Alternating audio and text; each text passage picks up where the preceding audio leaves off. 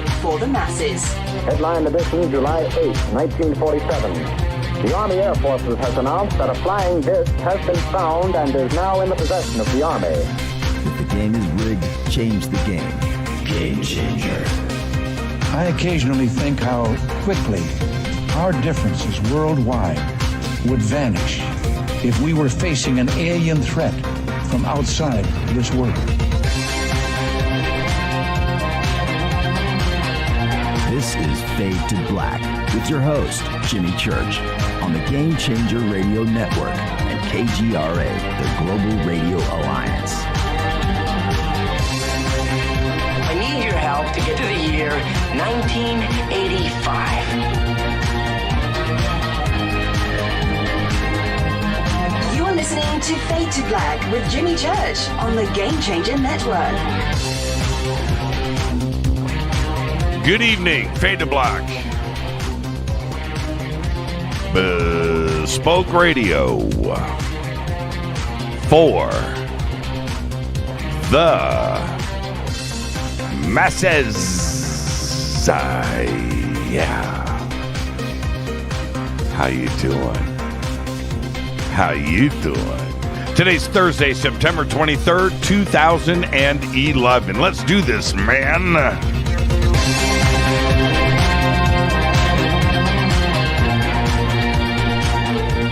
266 days into the new year. Only 99 days left. We are live from a bunker somewhere in the middle of nowhere. A total undisclosed location. But it is beautiful. Oh, it is. Beautiful. Lights going off, things moving, it's cool. Watch this go down. See, I can face this direction.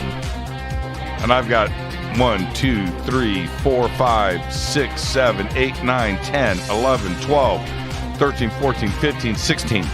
16 different meters bouncing at the same time. It's pretty cool. This little contraption here, it's got 1, 2, 3, 4, 5, 6, 7, 8, 9, 10 green LEDs that go across for each channel, and they all pop at the same time. That's really cool too. That's cool. It's cool. I can just sit and watch that all night. I'm over here. I just have one on the console, but over here, man, that is like Christmas. It's pretty cool. It's pretty cool. I would like to welcome everybody listening all around the world, all across the United States, hither and thither, to and fro, back and forth, up and down, east and west, north and south, far and near. This is Fade to Black. For KJCR and the Game Changer Network, I'm your host, Jimmy Church. How you doing? Tonight is another Fader night with open lines all night long. The call-in number is 747-228-2051. Tonight on the show, we will be taking your calls at the bottom of the hour. And we will also be posting pictures from the Conscious Life Expo September edition that took place here in Los Angeles and in London. No pictures from London, lots of pictures from here. All courtesy of Mr. Bradley Harris, who was there. And so I've got his camera roll, and there's more to that. But anyway, there's a lot of images, okay? So those are busted out, but I don't want that to detract away from this conversation, from the phones tonight, from this. So the tweets, the images, and if you're listening to my voice and you want to see everything that we're talking about, you need to head over to Twitter, hashtag F, the number 2, and the letter B, hashtag F2B. You will bounce into the sandbox, and you can look at all of the images. The images are scheduled out every 5 minutes, 4 new images, and there you go. So I don't have to, I'm not tweeting, I'm not doing anything. They're going to pop up. You guys can talk about it. That's funny. Happy Fader night. I dig that. Who posted this? Olivia Supreme troublemaker right there. Yeah, that's my bunker. That is. Oh man, I don't know. I don't know what to say about you, Olivia. You're amazing. You're amazing. I can't like. Oh, I can like it. Oh, I just did. Okay, cool. All right. Yeah, there are gifts, not GIFs. Do I need to go into that again tonight? GIFs. I love it when people say GIF. They think they're talking about images on the internet. I think they're talking about peanut butter. And usually when it goes down, the conversation works. You know, I just posted peanut butter today. It was great. I got so many likes. That's what I hear. That's what I hear. Did you see that image of peanut butter that Bob? Yes, I did. I absolutely did. All right, 747-228-2051. Follow me on Twitter at JChurchRadio. The images will start busting out on the Sandbox, in Twitter, on the Sandbox, hashtag F2B. Those will start, I believe, 7:30 in 20 minutes, 25 minutes. Okay? All right? Every 5 minutes, 4 new images, and at some point during the show tonight, maybe in one of the breaks, I'll even bust out some more, but that's a lot of images. That's a lot of chat time. And like I said, I just don't want to take away from the show. Okay? All right. In that, I'm not going to be tweeting. I'm not going to tweet during the show. I'm not going to do it. And I'm going to go on the record and say that nothing is finer than Trader Joe's peanut butter cups. That's it. Put those right over there. Get those out of my face.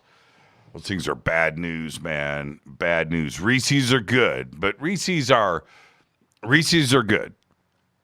All right, they've got it dialed. They have the peanut butter cup dialed. I get that. Just the straight Reese's peanut butter cup.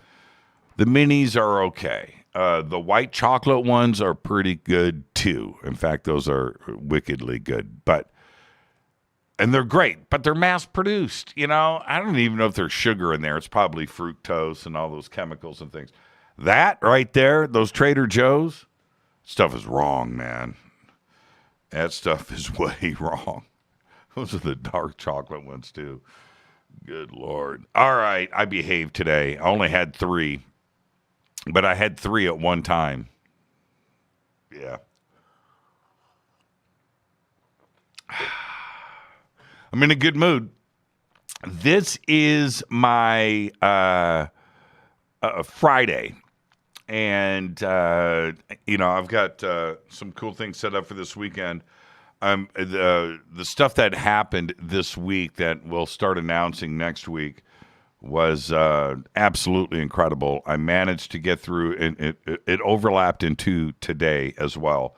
But getting everything done, and I'm very excited. I'm very excited for the show, very excited for the Fadernaughts and everything else, what's about to break out. But getting to that, so today, and then of course I've got all of Brad's stuff, and I've got to set all that stuff up and get ready. And I didn't, how do I say this? Today marks Thursday, Friday, Saturday, Sunday, Monday, Tuesday, Wednesday, Thursday. That's 8 days. I have not read the news. More on that in just a bit. 8 days. 8 days I have not read the news. Have not read the news, and I didn't do it today. And I depend on Renee. She is the absolute very, very best. Been with this since the beginning, and been a great producer here. Well, she still is. I'm not saying anything past tense. I don't want to say it like that. But I depend on, and a lot of days, the news, because Renee is inside of my head. She's inside of my head, and she hits me with the best news stories every single day. And I know what you guys are thinking. Wait, Jimmy, that's not you.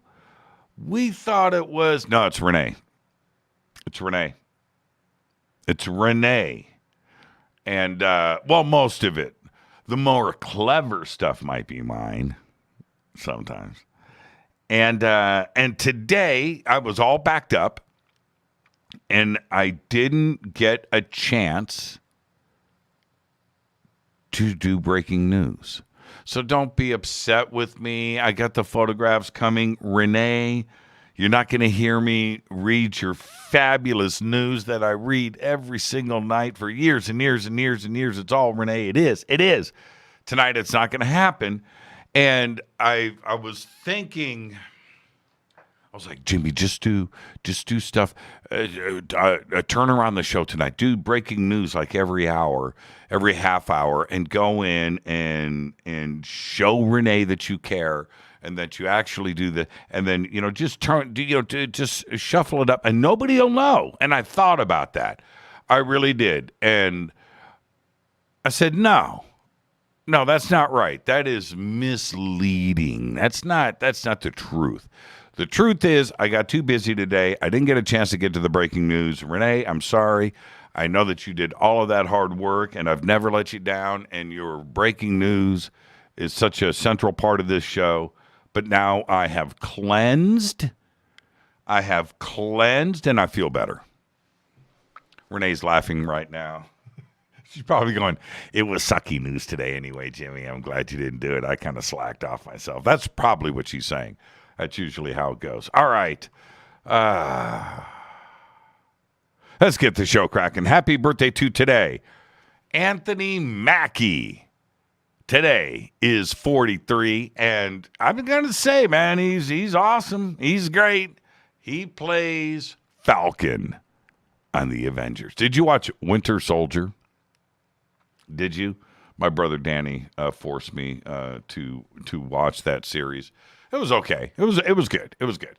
I mean, when you are in the Avengers world, when you're in the Marvel world, it doesn't matter, right? It doesn't matter. They just watch all that stuff. Loki was good, and the ending to Loki was pretty good. Winter Soldier, not so much. Not so much. Wanda, what was that? WandaVision? Pretty good. I liked WandaVision. That's pretty good.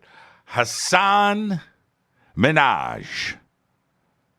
Nicki Minaj's brother. A lot of people don't know that, by the way. Today, he's 36. I liked his TV show. It's kind of sad. That got yanked. It was a little bit too controversial, but it was a good show while it lasted. Do you remember a guy named Jason Alexander? He was on a show called Seinfeld about 45 years ago. He's pretty good. He played a character that I liked a lot, George Costanza. He is 62 years old today. Bruce Springsteen today, unbelievable oxygen tanks, is 172 years old. Also today, Julio Iglesias. And I was going to play this today, but I can't because I'll get copyright strikes. I can't do it. But La Mer. There's a live version of La Mer from 1976 by Julio Iglesias. Look it up. Lamer. La Mer. Look it up. And that song is central in Tinker Tailor Soldier Spy, the movie. It's absolutely incredible. What a great track. Julio Iglesias. Today is 78 years old. I would say, you got Julio, you got Elvis. You got Julio, you got Elvis. Who else? I mean, might be the most popular singer in the world.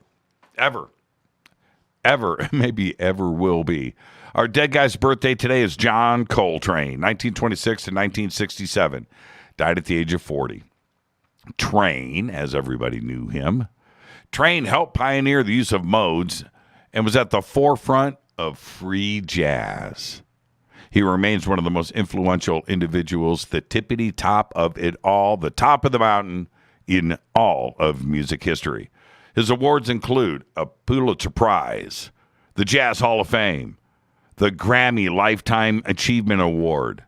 One former home of his is a National Historic Landmark. Another home of his was added to the National Register of Historic Places, John Coltrane. Train died of liver cancer at the age of 40 on July 17, 1967, at the Huntington Hospital on Long Island, New York. Now, Train's death surprised many in the music community. Most didn't even know. They were unaware that he was sick at all. Miles Davis, quoted, said, quote, Coltrane's death shocked everyone, took everyone by surprise. I knew he hadn't looked too good, but I didn't know he was that sick or even sick at all, end quote. Incredible. Happy birthday, Train. On this day in history, 1949, President Truman announces that the Soviets have exploded a nuclear device. And this speech, the tone, he was all calm, cool, and collected. That absolute panic around the world freaked out everybody on this day in 1949. Fader fact. 25 of all mammal species on Earth are bats. Bats. There are over 1,200 different types of bat. Think about that for a second. I know bats are cute. They don't mean us any harm. Dracula. They don't. They're just cute. But they freak us out.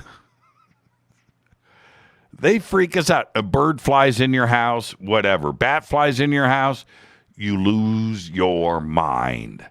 Well, now you know there are more bats on this planet than anything.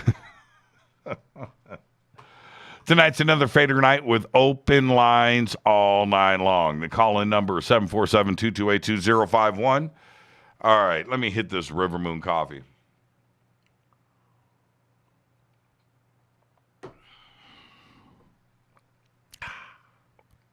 What was I? Oh, it was 30 Rock. I just finished all 7 or 8 seasons. Just finished. Kind of bummed because it's pretty good, and you can binge it pretty quickly. And you think about it, it's like 2007 through like 2014, 2015. The evolution of the cell phone. You get to watch it on that show. How back in 2007, the smaller the cell phone, the cooler you were, right? And it's so funny because first couple of years, you know, Alec Baldwin, the CEO, his cell phone's like this big, you know, and that's what was cool. The smaller the cell phone. And you just watch the evolution, you know, and by the end of the last season, it's like, what was the first iPhone? What was it called? The iPhone, whatever. That's starting to pop in. It's pretty interesting. Anyway, so on 30 Rock, Alec Baldwin needed a drink of water. And so he's drinking this glass of water. And he goes, ah. And I thought, do I sound that obnoxious? I hate them. Damn, I hate bats. Do I sound that obnoxious? It's just natural. I'm just being me. This is what I do. It's what I do in front of.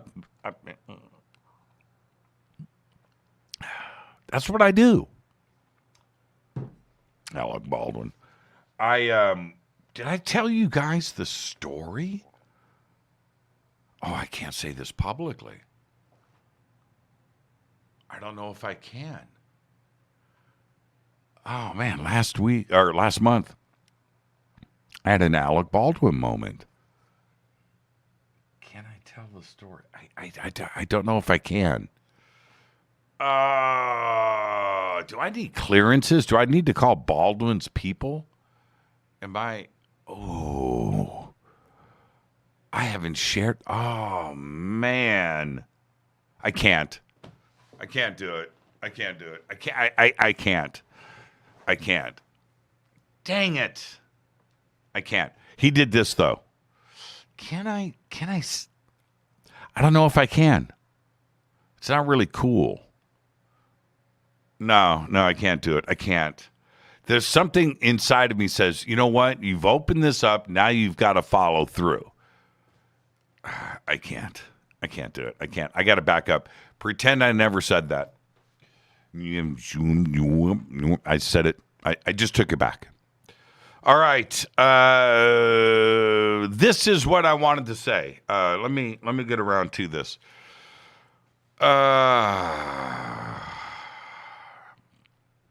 Bats can carry rabies.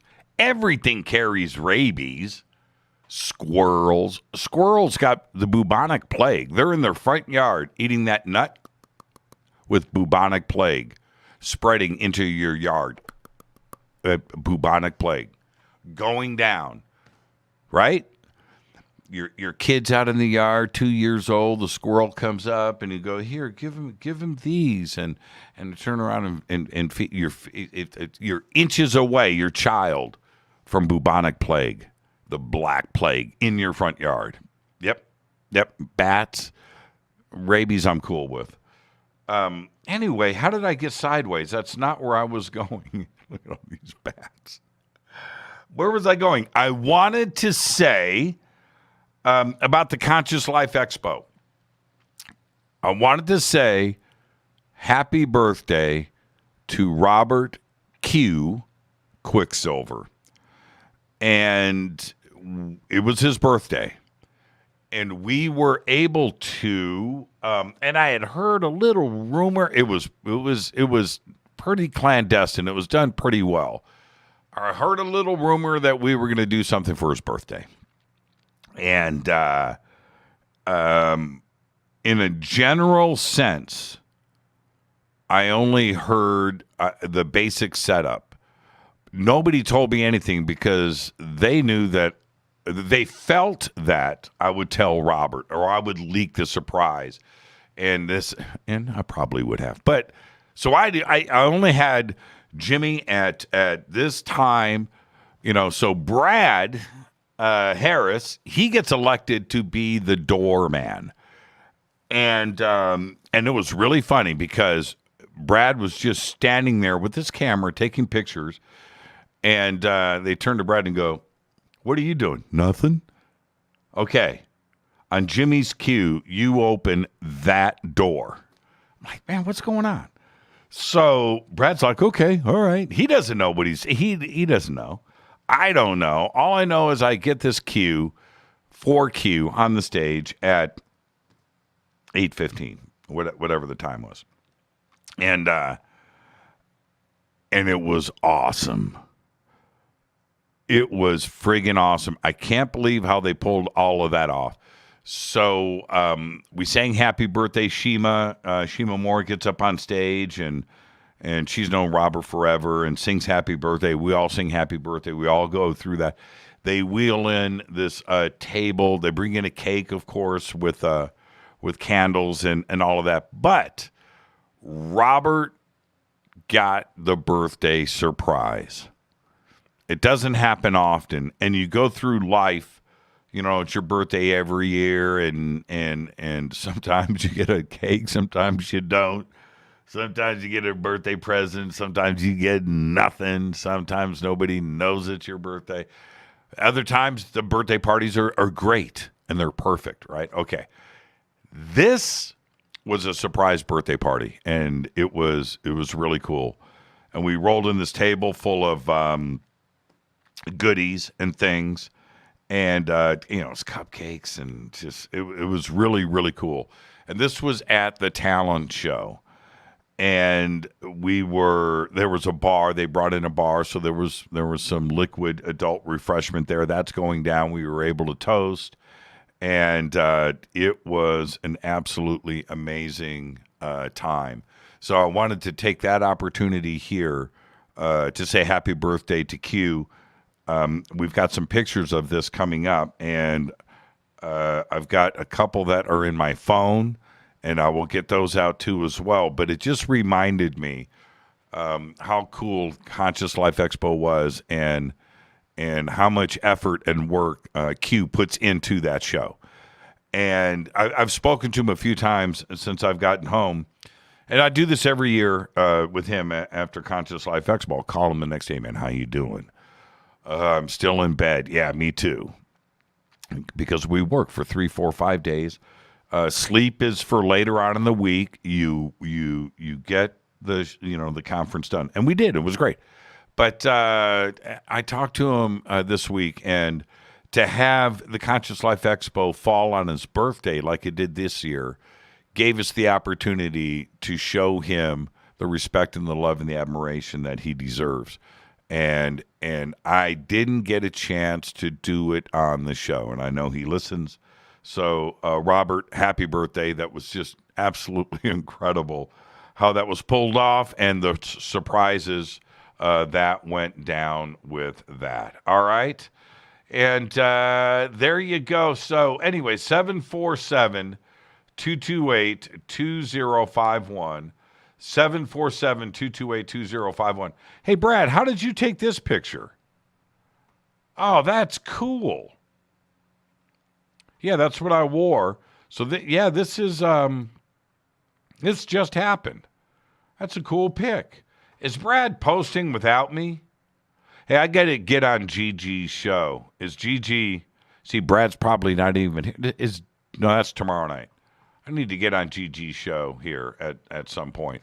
Okay, with that, I got to get out of here. Let me get to your phone call. 747-228-2051. 747-228-2051. It's Fade to Black. I am your host, Jimmy Church. It's open lines all night long. And let me make sure.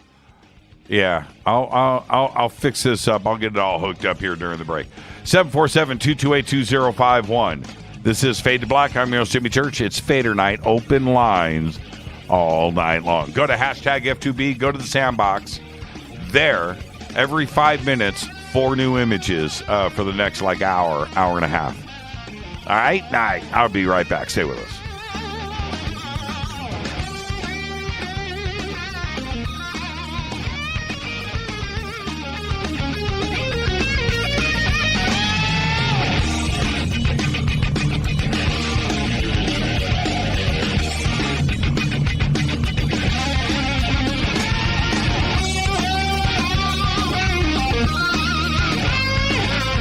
This is Nicole Church, daughter of you-know-who, and you're listening to Fade to Black on JimmyChurchRadio.com and the Game Changer Network. You're listening to Jimmy Church, Fade to Black. Fade to Black will now pause for alien identification. The station that talks the net. KGRA Radio. Introducing the Game Changer blend from River Moon Coffee that delivers a customized blend made specifically for the Fadernauts. If the game is rigged, change the game. It's a bolder cup with some bite. Game Changer is the coffee of choice for those that prefer an organic dark roast that is slightly lighter and milder, but it's still dark. With wild notes of pecans and chocolate with a rich, balanced, full-bodied cup that is roasted to perfection for a great coffee to start your day, as an after-dinner coffee or anywhere in between. Artisan, small batch roasted to perfection. USDA certified organic, all River Moon coffee is freshly roasted and packaged in the USA. Just go to rivermooncoffee.com or click on the banners over on our site and use the promo code F2B Blend for 15% off of your order today. rivermooncoffee.com. This is the only way forward. This is Fade to Black. Make contact. KGRARadio.com. This is Jimmy Church of Fade to Black, and you can get our podcast for just $2 per month. All you have to do is click on the podcast banner over at jimmychurchradio.com. Hi, folks. It's troubling times, and fear is pushing emotions, which in turn pushes health the wrong direction. Do you ever get an ache because life is uneasy? Try Life Change Tea at wtih.com. Life Change Tea works on your digestive tract, helping to move food through quicker and comfortably so your health is spot on. Life Change Tea may not help with world issues, but it will help with your digestive issues. A glass a day helps keep the intruders away. So, change your life today. Log on to getthetea.com. That's getthetea.com. If your health game is off, get on by ordering Life Change Tea. Getthetea.com. And while you're on our site, look around at the great non-GMO organic supplements. And if you're a sales shopper, go to our specials page and see what's for you. I've been drinking the tea for 12 years and I'm sure glad for its health benefits. Again, that's getthetea.com. Getthetea.com. The tea that makes you go. Fadernaughts. When you think about the future of our country and where we're headed, do you wonder about the food supply? I do. Disruptions in the food supply chain could be disastrous, and they usually occur with little warning. That's why the smartest thing you can do today is to stockpile emergency food, water, and other essentials. I personally recommend My Patriot Supply. They're the nation's largest emergency preparedness company, serving millions of customers for more than a decade. In fact, they're the only source my family trusts for our preparedness plan. You should too. Right now, save 20% off a full 4-week supply of delicious meals that provide 2,000 calories a day. Saving 20% helps too, doesn't it? Especially now. So go to preparewithjimmy.com and get ready. That's preparewithjimmy.com. There's no time to lose. Do it now. 9 out of 10 geneticists agree. Fade to Black is not your father's radio show on the Game Changer Radio Network and KGRA, The Planet. Hi, this is Rob Reiner from Anvil, and you're listening to JimmyChurchRadio.com. What's up? I'm Chris. What up? This is Kyle Matthew. You're listening to Jimmy Church Radio.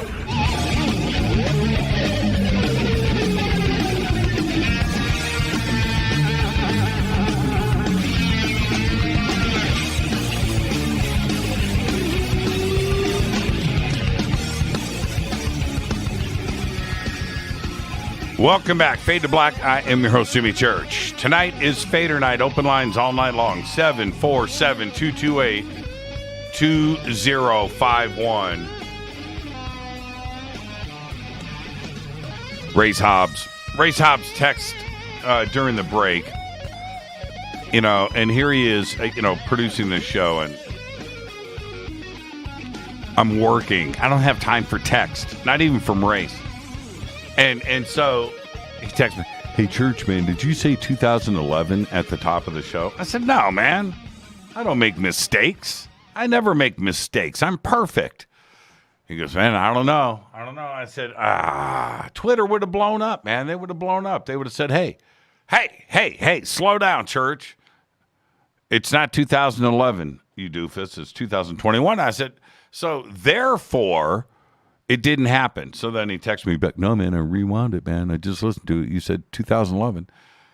And I said, what does that say about this audience? Did they catch it or not?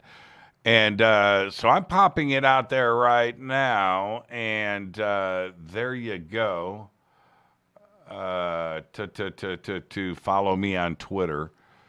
Not me. That's somebody else in the chat room trying to... his name is... Check this out. His name is something Pimpin'. He's pimping Twitter followers in the chat room. You can't do that. You can't. That's no. Jeez. I remember, this was a while ago. I was back in the sports world, and I went to an Indianapolis Colts forum. And I said, "Hey, there's somebody from Indy out here in L.A. doing sports, loves the Colts. I'm out here supporting the Colts." And I posted my web link back to jimmychurchradio.com. Check out my radio show, and I got bombed, attacked.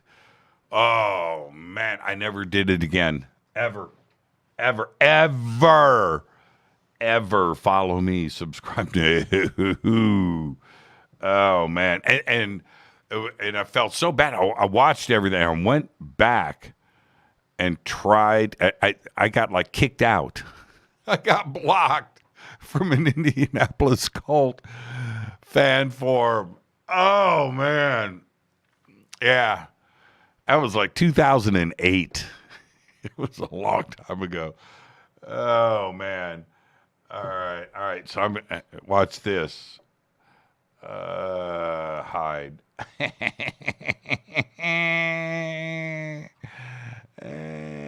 can't do that, man. You can't do that. Did I? So apparently I did. Jimmy spent 7 years pimping Faded Black on Coast to Coast. I did, Edward. I did because I could. One of a handful of people on this planet in that position. You dang skippy. I did. Sorry, Eddie, if that's not good enough for you, pal. So you are now out. That's a chop. Chop. Watch this. Chop. Everybody knows what I just did. Can't do that. Nope. So there you go. It took all of 2 seconds. I finally got a chop in. Oh, are the automatic, are they popping up, everybody? Can I ask the Fadernauts a favor here? And on these pictures that are posting, I didn't hashtag them. I just noticed that right now. I didn't hashtag them. I'm going to hashtag them now, but just pop hashtag F2B at the top and do a quote retweet kind of thing and get that up. Man, I thought I did it right. 747-228-2051. 747-228-2051. I will start getting to calls in just a second. I'm going to go to this first set of images. It says CLE images number 1. That is the lobby of the Hilton Hotel from the top of the stairs. And that looks like as things were just starting to kick off. But that's pretty cool. I always love those lobby shots. That's what that is. This next shot is, okay. So Brad took a shot of the check-in where you get your tickets. All right. That's everybody there. Thank you, Brad. I just posted these in. Okay, this next shot, that's me on the patio talking. I don't know to who, but there you go. Brad, you're sneaky. I didn't know you were. Oh, it's Jordan Pease. Talking to Jordan Pease. That's Jordan right there. And there we are sitting out on the patio, obviously in the middle of break time. So that's the first set of photos. The second set of photos just got posted up. And let's go and see what these are. Another shot of Jordan. Obviously, they're overlapping. They're just they're posted in order. 1, 2, 3, 4, 5, 6, 7, 8. Okay, so that's Jordan and I again. Now, this guy, this next image, this is in CLE Images 2. This young man, so cool, and knew so much about the show, and very, very, very, very excited to hang out. And it was thank you, Brad, for taking this picture. And I think Brad took this one. We were taking the other picture with his phone, but that's what's going on here. And yeah, that's really, really cool. I'm glad that's out there.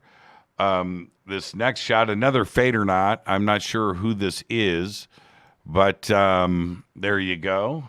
Another Fadernight. Thank you for that, Brad. These two, this is a couple. And I had a chance to sit down with them a couple of times.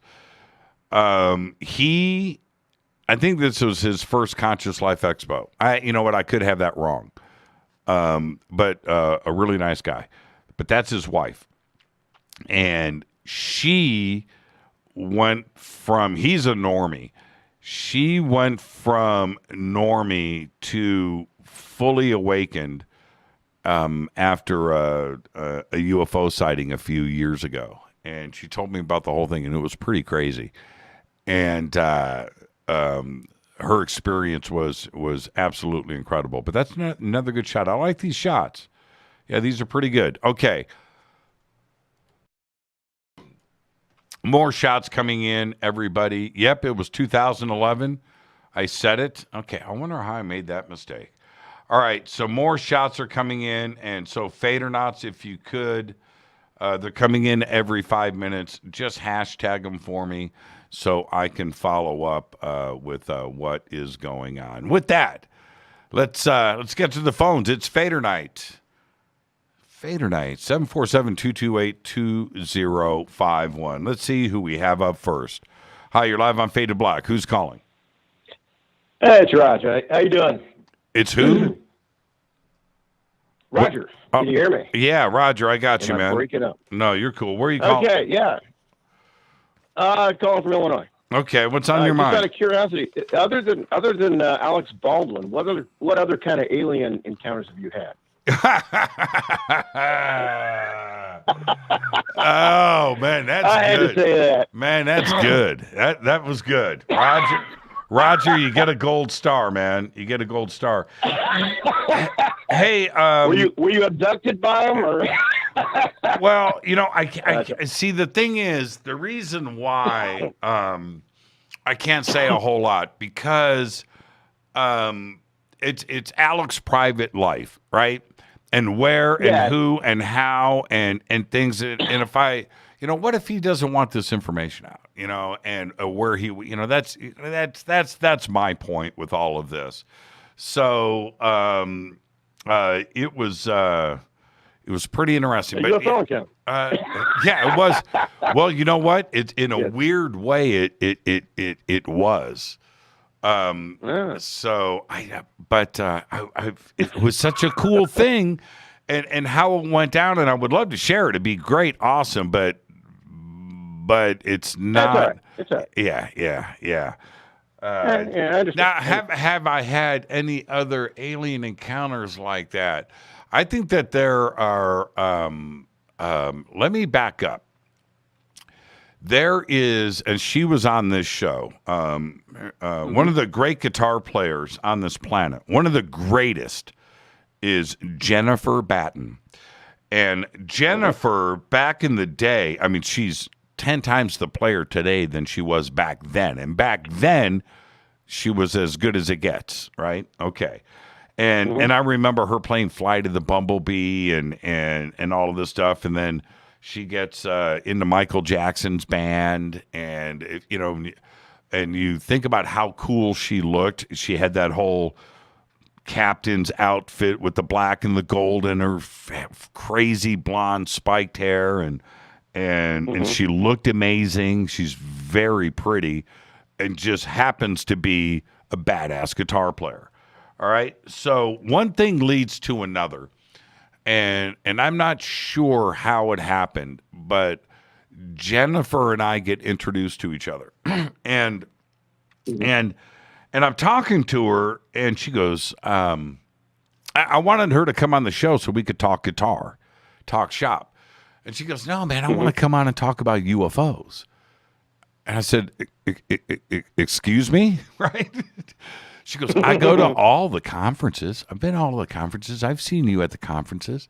I said, I go to all the conferences. I said, why? She goes, man, I've seen black triangles. I've seen saucers. I've seen this. I said, what? And we ended up getting, now we talked about it on Fade to Black for sure, but we start talking about this stuff, and And she doesn't care. If you go, she has this designer line of fretboard graphics that cover the neck of the guitar with different graphic designs, and different guitar players have their own design. Hers are all like crazy Roswell alien graphics that go up the neck, and she's got a bunch of them. Wow. Yeah, pyramids and things, and she's full on into it, and why? Because she's had sightings, and Wow. you just never know who is into the subject and who isn't. Most people keep it private, and like I did, and like so many people do. And Jennifer, But you're a drummer, right? no, guitar player. I play guitar. No, no, I'm just joking. Oh, Roger's got all kinds of jokes with the 50. Yeah, it looks like you're in a guitar shop. I don't know. Yeah. I'm doing my best. When this show is over, you've seen. I'm trying to think of that movie with Steve Martin. Where he invents the optograb, the glasses, The Jerk, in the movie The Jerk. Oh, yeah. So he does this meteoric rise and the company and everything, and then, of course, he loses all his money at the end, and he's collecting stuff to sell. So that's what I'll do. After Fade to Black runs its course, I'll just open up a guitar shop. And I could have, I could have people come in, and I could ask them questions like, what kind of music do you play? I play country. This is a perfect country guitar right here. Have you ever seen one of these? No, I haven't. You should play it. It plays Hank and Williams. You can play both on this guitar. Can I really? Yeah, sit and play. Here, let me dial up a really cool country tone on this amplifier. Wouldn't you like to take this home with you today? I would. I could be a guitar salesman. I could. You could do that. Yeah. I could. That's the thing. No Stairway to Heaven. But what kind of music do you play? I play Fish. I got a Fish guitar right over here. It plays Fish. Like, I don't even know who Fish is. Fish is a band, though. Right? Yeah, I've heard of it. Yeah. Long time ago. Yeah. I believe. I remember people talking. Anybody that ever talked about the band Fish, every time in front of me was wearing corduroy. I don't know why I don't know why. Corduroy jacket with the patches on the elbow, and not wearing socks. You know what I mean? You know what I'm saying, right? Oh, that's scary. Yeah. Got that. I don't know. It's a band back in the 80s, isn't it? You know what? I know nothing about Fish.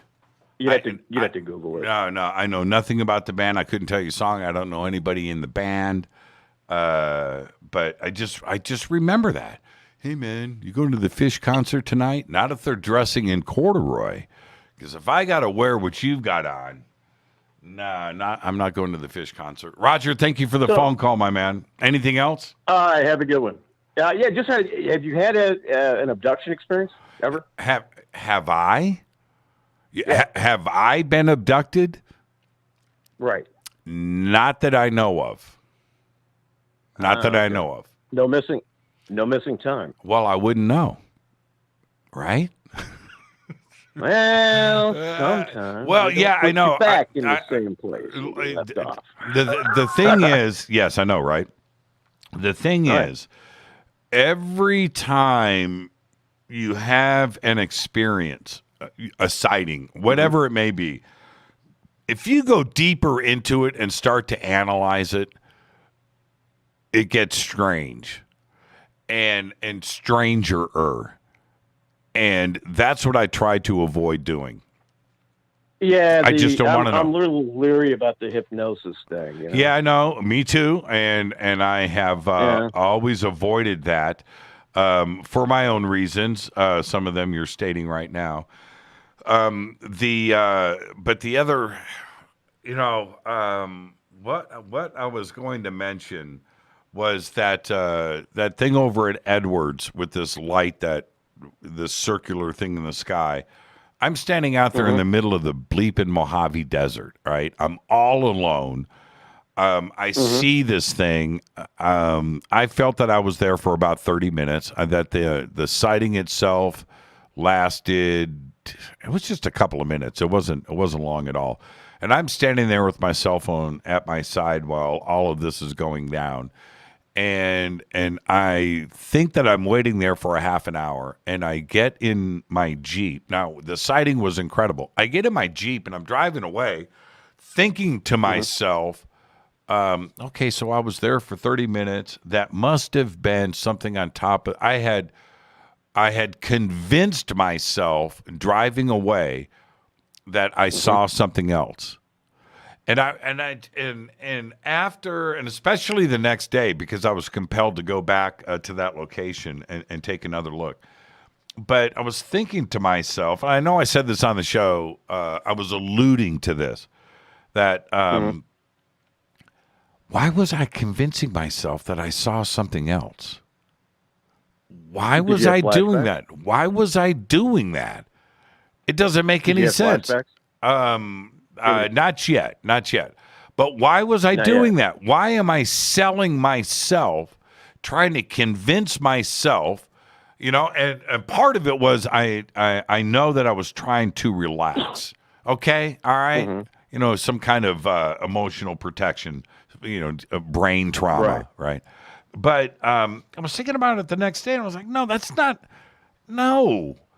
that was crazy weird. And that's why I went back to go and see. And when there was nothing there, that's when I went, okay, I did see something.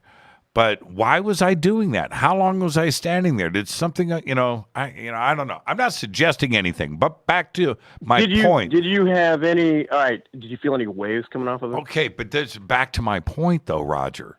The more you take that isolated incident and you analyze it and you start to pick it apart, it gets stranger and weirder and weirder. I don't want to do that. I don't. I need to back up. And see, you might have had something there. I see what you're trying to do. I see what you're trying to do. Yeah, look, I've had a couple of encounters. Couple of them, the missing time kind of weird stuff. And had a couple of them where it was not, but I definitely saw something. If you've got those kind of, why was I, the questioning kind of thing, there might be something there. Right. There might be. What is your emotion? When you go back to that, do you have a high level of emotion or a low, or it's kind of the same? Well, I wish I had somebody there with me. That's the only thing. I wish I had somebody there with me, because it was frigging insane. All right, what did it look like? It was a circle. It was a circle. If you were underneath it, I was looking at it from the side, so I was looking at the side of it. But the way that the lights lit up and went around the rim of it, in the front it was bright, on the back they were equally as bright, but they were lighting up so you could see the shadow of the bottom, and that's how you could see it was circular. But it was a crazy sighting. Little graviton field effect there. No graviton. No. I didn't feel anything. My feet were on the ground, pretty much. Okay.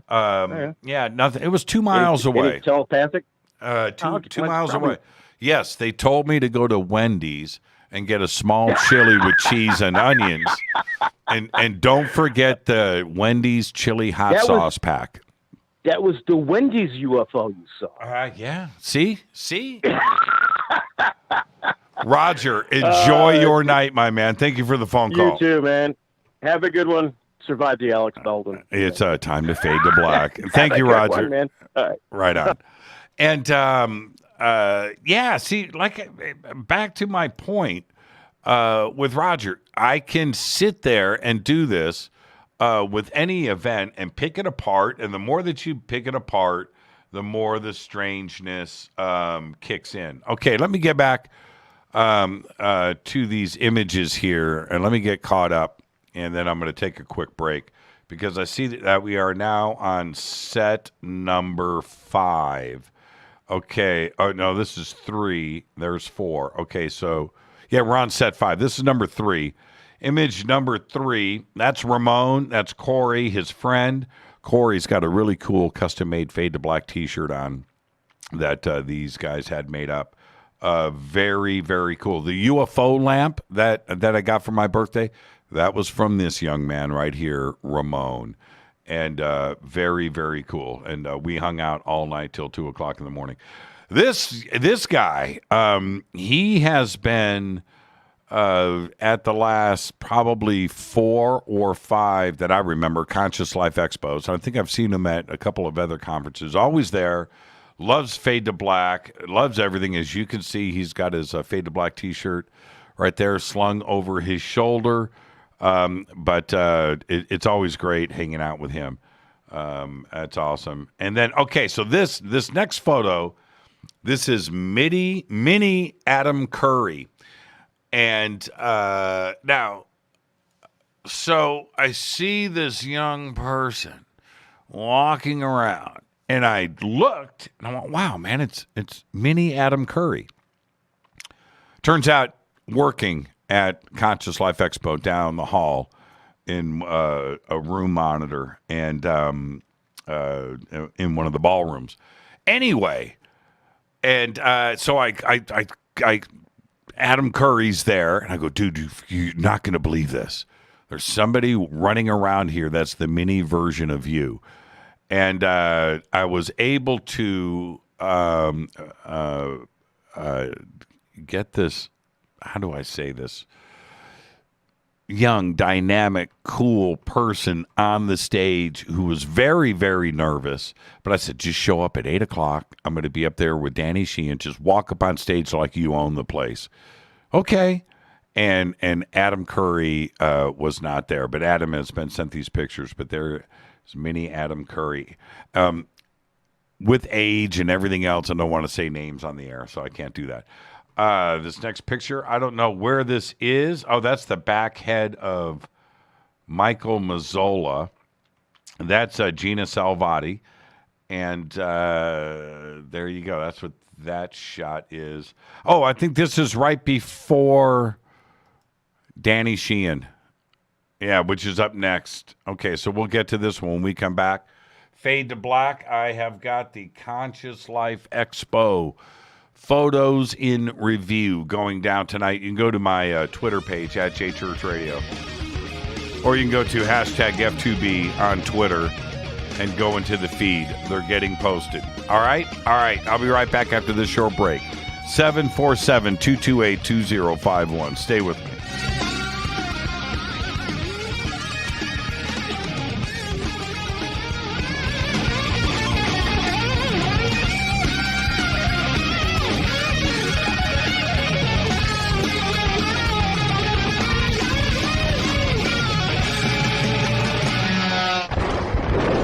This is Fade to Black with Jimmy Church on the Game Changer Radio Network and KGRA, the Global Radio Alliance. This is KGRA Digital Broadcasting Station, Salt Lake City, Utah, Van Buren, Arkansas. This is Billy Carson with ForbiddenKnowledge.tv. Forbidden Knowledge TV has just reached its 1-year anniversary. That's right, 1 year. And as a show of appreciation, we are giving all new subscribers a free 30-day trial of ForbiddenKnowledge.tv. That's 30 days to binge watch thousands of movies, documentaries, conferences, workshops, lectures, yoga classes, meditation courses, and so much more. So log on to ForbiddenKnowledge.tv from your computer or mobile device, or get the Forbidden Knowledge TV app on Apple TV, Roku, Amazon, iTunes, or Google Play today, and use coupon code 30daysfree. That's coupon code 30daysfree on ForbiddenKnowledge.tv today. Because you never got that pony you always wanted. Damn it. Jimmy Church and Fade to Black on the Game Changer Network. KGRADB.com. Listen, I know, and you know, that you've always wanted your first crystal skull. Or maybe you're a collector just like me, but you just don't know where to go to find the real thing. Then I met Carolyn Ford over at EinsteinTheCrystalSkull.com. Carolyn is the guardian of Einstein, one of the most respected ancient crystal skulls in the world. All of her unique skulls have been imprinted sitting with Einstein in his sacred lodge and are carved from the finest gemstone and materials. Imprinting is the process of receiving the ancient wisdom from the master skull or master computer, Einstein, the ancient crystal skull.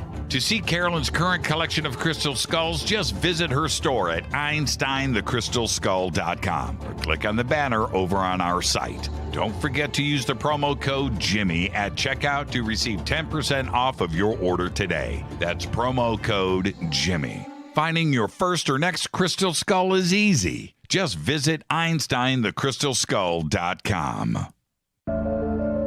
When you take the beans from Central America with dashes of Indonesian and African mixed in and then roast it to the dark side of Fade to Black, you create the ultimate brew of fringe. Introducing the Fade to Black blend from Rivermoon Coffee. Yes, Rivermoon's darkest customized roast was created for the love of Fade to Black.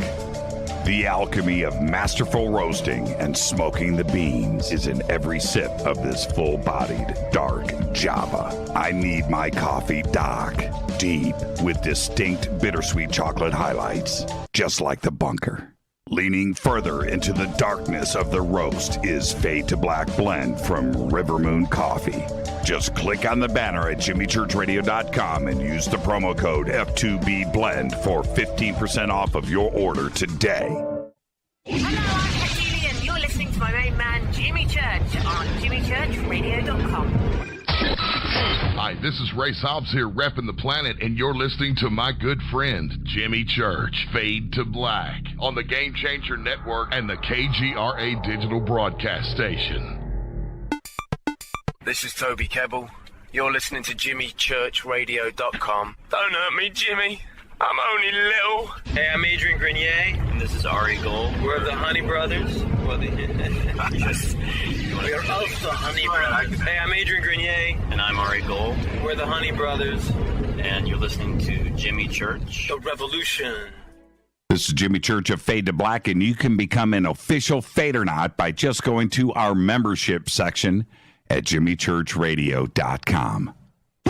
Hello, this is Serena Wright Taylor from Conscious Life Expo, and you're listening to Fade to Black with Jimmy Church, who holds the Lucky Pony record for the best astrological chart since 1963. True story.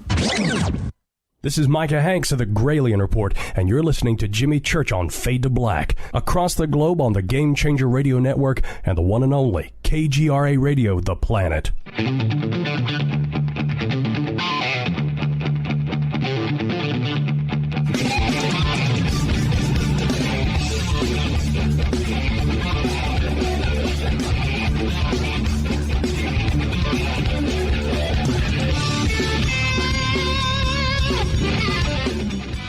Welcome back, Fade to Black. I am your host, Jimmy Church. 747-228-2051. Open lines, Fader night, Thursday night. Best night of the week in all of talk radio. Uncensored, unscreened, un-everything. It's the Uncola night here on Fade to Black. 747-228-2051. Over on Twitter, if you go, you don't have to follow me. You can just go to my feed, though, at JChurchRadio, and posted up Brad Harris's camera roll.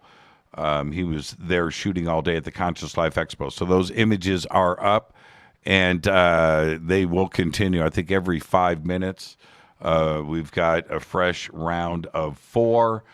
And I left off on, I only got to 3. So CLE Images number 4 is the next one. And but it's also Fader night, and it's open lines. That's what we're going to do. So before I get to CLE images number 4, let's see who's up next. Hi, you're live on Fade to Black. Who's calling? How you going, Jimmy? No way. Is this Taz? This is Taz. Man, you know what's so funny? How many miles away are you from me? Well, let's work it out. I mean, how many miles? It'd be probably a few thousand. No, hold on. How many miles from Tasmania to Los Angeles? See, that's what Google is for, right there. That's what Google. That's what Google is for. 7,964 miles. Holy crap! 7,954. 7,964 miles. You said a few thousand. A few thousand will drop you off in the middle of the Pacific somewhere.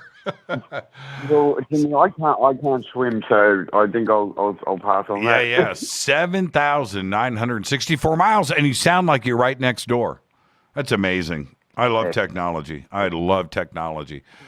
You know what? I'm more impressed that you guys have telephones in Tasmania. That's pretty cool. Do you guys have? Well, you know, we have to turn the dial around on them a few times to crank them up on the dynamometer. Yes, a few times.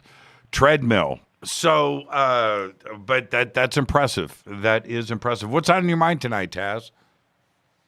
Well, Jimmy, I just wanted to call in and say good day. I'm actually freaking right out at the moment because I've got a huge tarantula in my room on the wall behind me, and it's stalking me. It's stalking me down. But what I wanted to say, Jimmy, did you catch the earthquake news from Australia? No, there's earthquake news. Yeah, yesterday we had over in Melbourne six on the Richter scale. They reckon it was the biggest one here, for a long time. I didn't know we had an earthquake. We had a couple. I didn't check the news. I still haven't for a number of days now. And but at Conscious Life Expo, we had an earthquake, and we were all sitting. It was real funny. We were in the lounge, and it was myself. It was Gail Thackeray, her daughter. I think Brad Harris was there. Danny Sheehan was there. I think Carrie from Palm Springs was there, and we're just sitting there. It happened, and it was really funny. I'm looking at everybody eating dinner, in the lounge, and it was pretty wild, man. Everybody's saying the same thing. You feeling that? You feeling? And for a second there, it started to get a little nutty, but then it settled down. And I never checked the news to see how big it was or anything else. But yeah. And then, what's going on in La Palma with those earthquakes and the volcano in the Canary Islands. Yeah, pretty nuts, man. Pretty nuts. So, really quick, although I don't do politics on this show, right now Australia is in the news with this submarine purchase thing. And China freaking out. Do you guys do you guys ever get nervous about the South China Sea and all of the geopolitics that is going on there between the Philippines and Japan and Taiwan and Hong Kong and China and Australia? I mean, it seems like it's always in the heat mode. It never chills out. Well, Jimmy, I'll keep respectful. I don't like the politics subject either, but short answer, yes. It's we've got a huge trade agreements with China and stuff like that to Australia, and we're very close. We're Australia is very close to all that. And we've got the East Timor, the sea that that things are happening over there. And right. And the short answer, yes, Jimmy. Yeah, I mean, it's not right, and it's not. I want to make it clear: this is not a political thing at all. It's about the tensions that all of you have to live under constantly, and it's right there, man. It is. It's going down right there. So yeah, I often think about that. What kind of pressure that everybody is constantly thinking about. I'm sure it's always on the news, right? I'm sure of that. I'm sure of that. So. Well, it impacts us all over here. I mean, I'm trying to buy a house and property at the moment, Jimmy, and there's all down here. The prices have just skyrocketed because, well, I'll say clearly, the Chinese are coming over here and they're just buying everything up. Right. Yeah, it's crazy. It's crazy. Vancouver went through that, and a lot of locations around the world, but it's just got to be. It's got to be too much pressure. Hey, Taz, enjoy the rest of your night, man. Always great to hear your voice. Thank you so much. Always good to hear you too. And hey, Jimmy, it's time to fade to black. That's what I'm talking about, Taz. Thank you so much, man. Have a great weekend. It's already Friday for you. I know. It is. Love you, Jimmy. Love you right back, Taz. Thank you so much. And, it is Friday, right? It's my Friday here. It's actually Thursday, but it's my Friday. In Tasmania, it is actually Friday. It's pretty wild, isn't it? 7,964 miles away.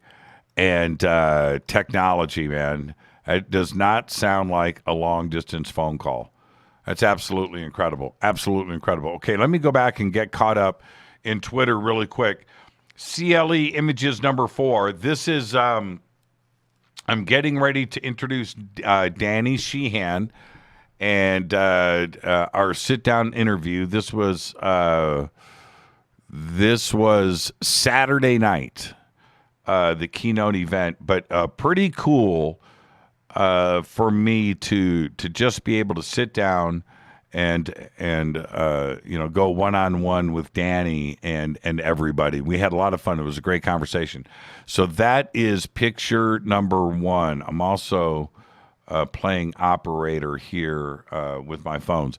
Image number 2 is when I bring Danny out. And let me do this. And it's here is where I am going. Okay. Yeah. Okay. I get it. The phones are going nuts. So here I am bringing Danny out. Now, let me just say this for everybody. I'm always doing panels. That's it. And I love it. I love hosting panels. And I love hosting these events. But this was pretty special for me, where I can actually just sit down, relax, and have a conversation, and in that kind of setting. But for me to introduce Danny and have him come out and sit down and it's go time like that is pretty cool. I can't wait to be able to do this again. This next shot is just Danny and I talking. There you go. There's a close-up of Danny. That's pretty cool. Well done there, Brad. Brad is such a great photographer. And let's go to CLE Images 5. If you're on hold, just stay right there. I'll be getting to you in just a second. And Danny, I think Danny said to everybody that night, he disclosed his age. Look at him. He looks great. He disclosed his age. And I suddenly felt pretty young. That's Images 5. Images 6. Okay, I see what you're doing, Brad. This is more of the conversation. And, these are really good. These are good images. I'm really glad that you have these, Brad, and have sent them to me, so I will have these forever. This is a pretty special night. The other part about this evening is this. Okay, so we images number 7. This is us wrapping up the interview. Now, right after this, so this goes on for a couple of hours, and then immediately after this is the talent show, so which I'm hosting too. So it's back to back on the same stage in the same room. Oh, I love this shot pointing at the camera with Danny. Yeah, that's pretty cool. Well done, Brad. And as soon as this is done, I'm at images number 9.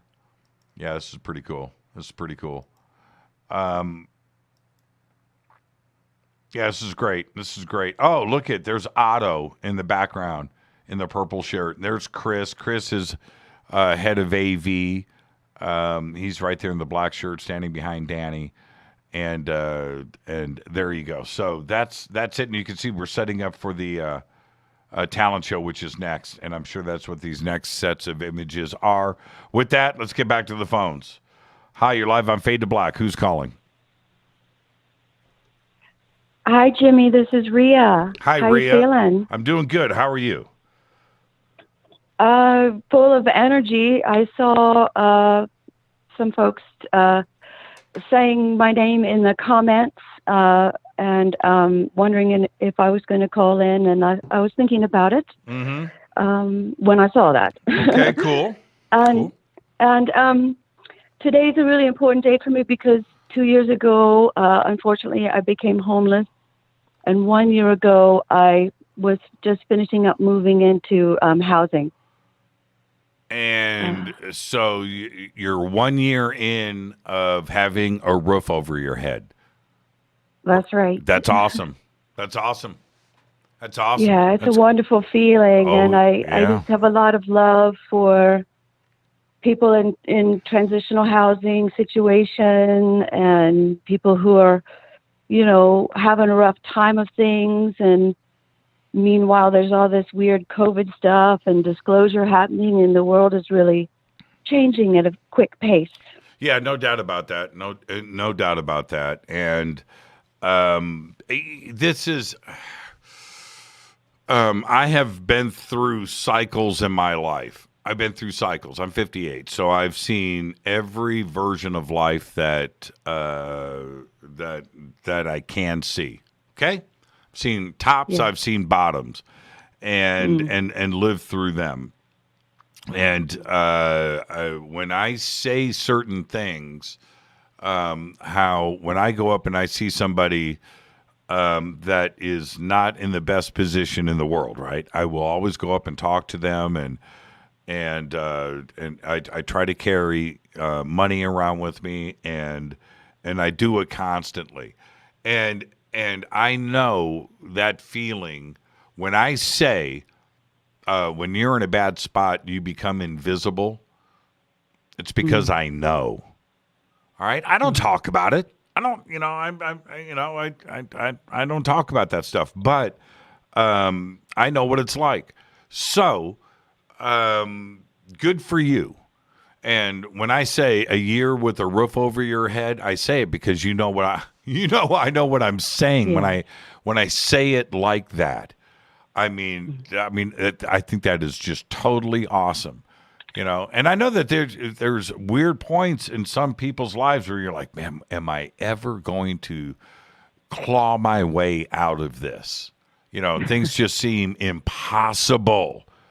Impossible, but and good it's happening for you right now for tons of people, and just to know that there's hope for you, and we're in a new season. I think I feel really inspired to call this week. This is obviously the phase coming through. This is the avatar, but Delphi. We want to let everybody know that in the ways that consciousness can evolve, which are through forgiveness and setting down of judgment and picking up whatever it means to be a helping hand. We're all about to continue into a phase of having the government's cards being shown to all of us. When we say the word government, what it actually means in the real decision-making places of things, and not the dog wagging show that we look at in the news and things like that. Right.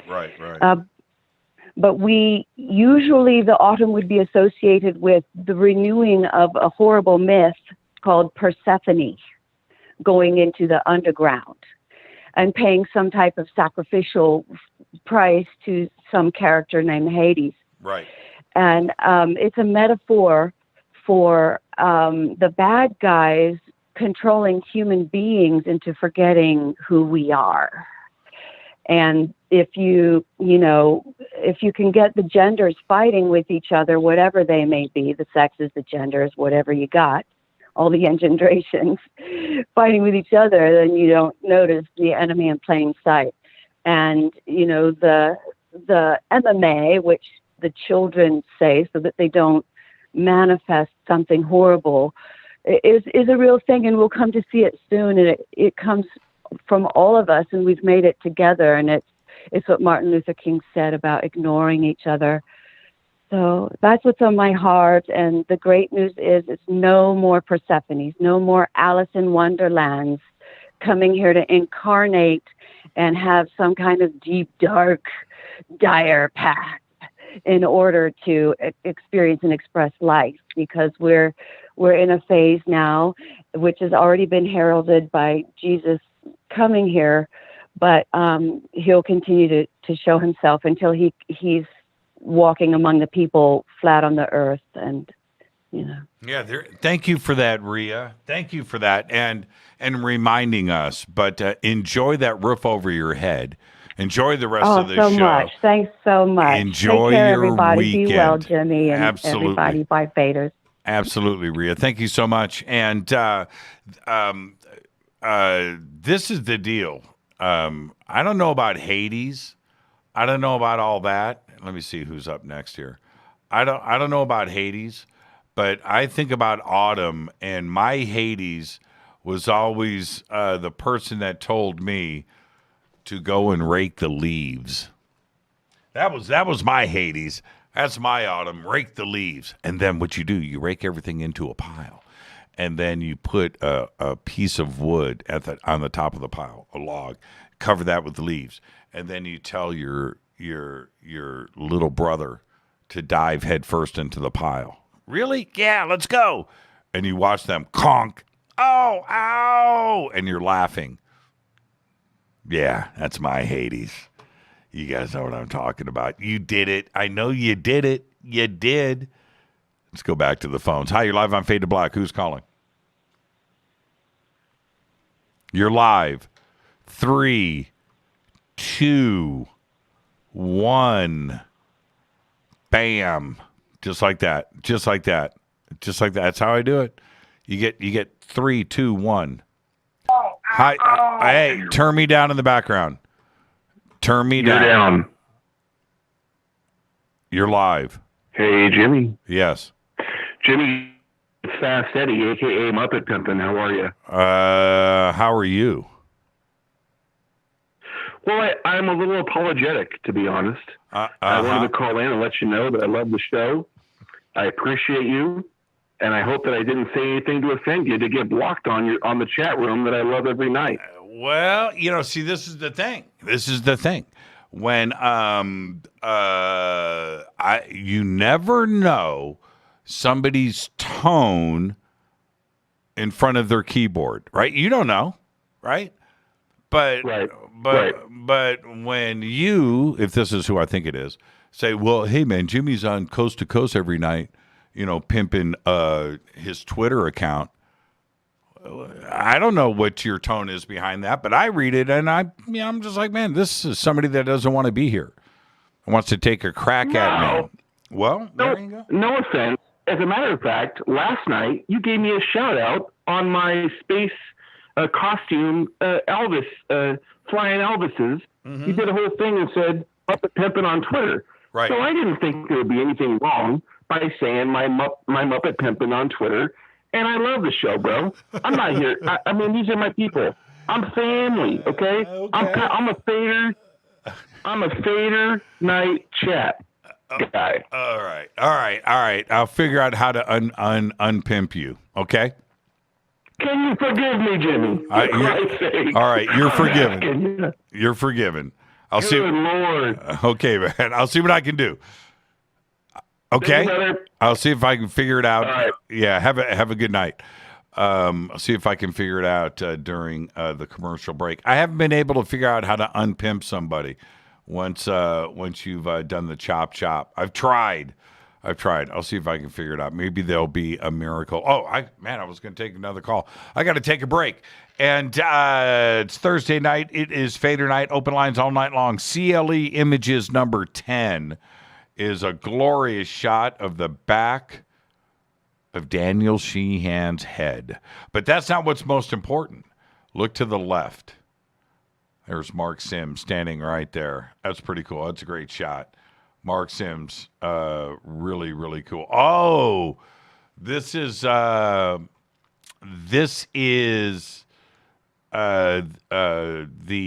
sound check at the talent show, and there is Mr. White Wolf right there. He's incredible.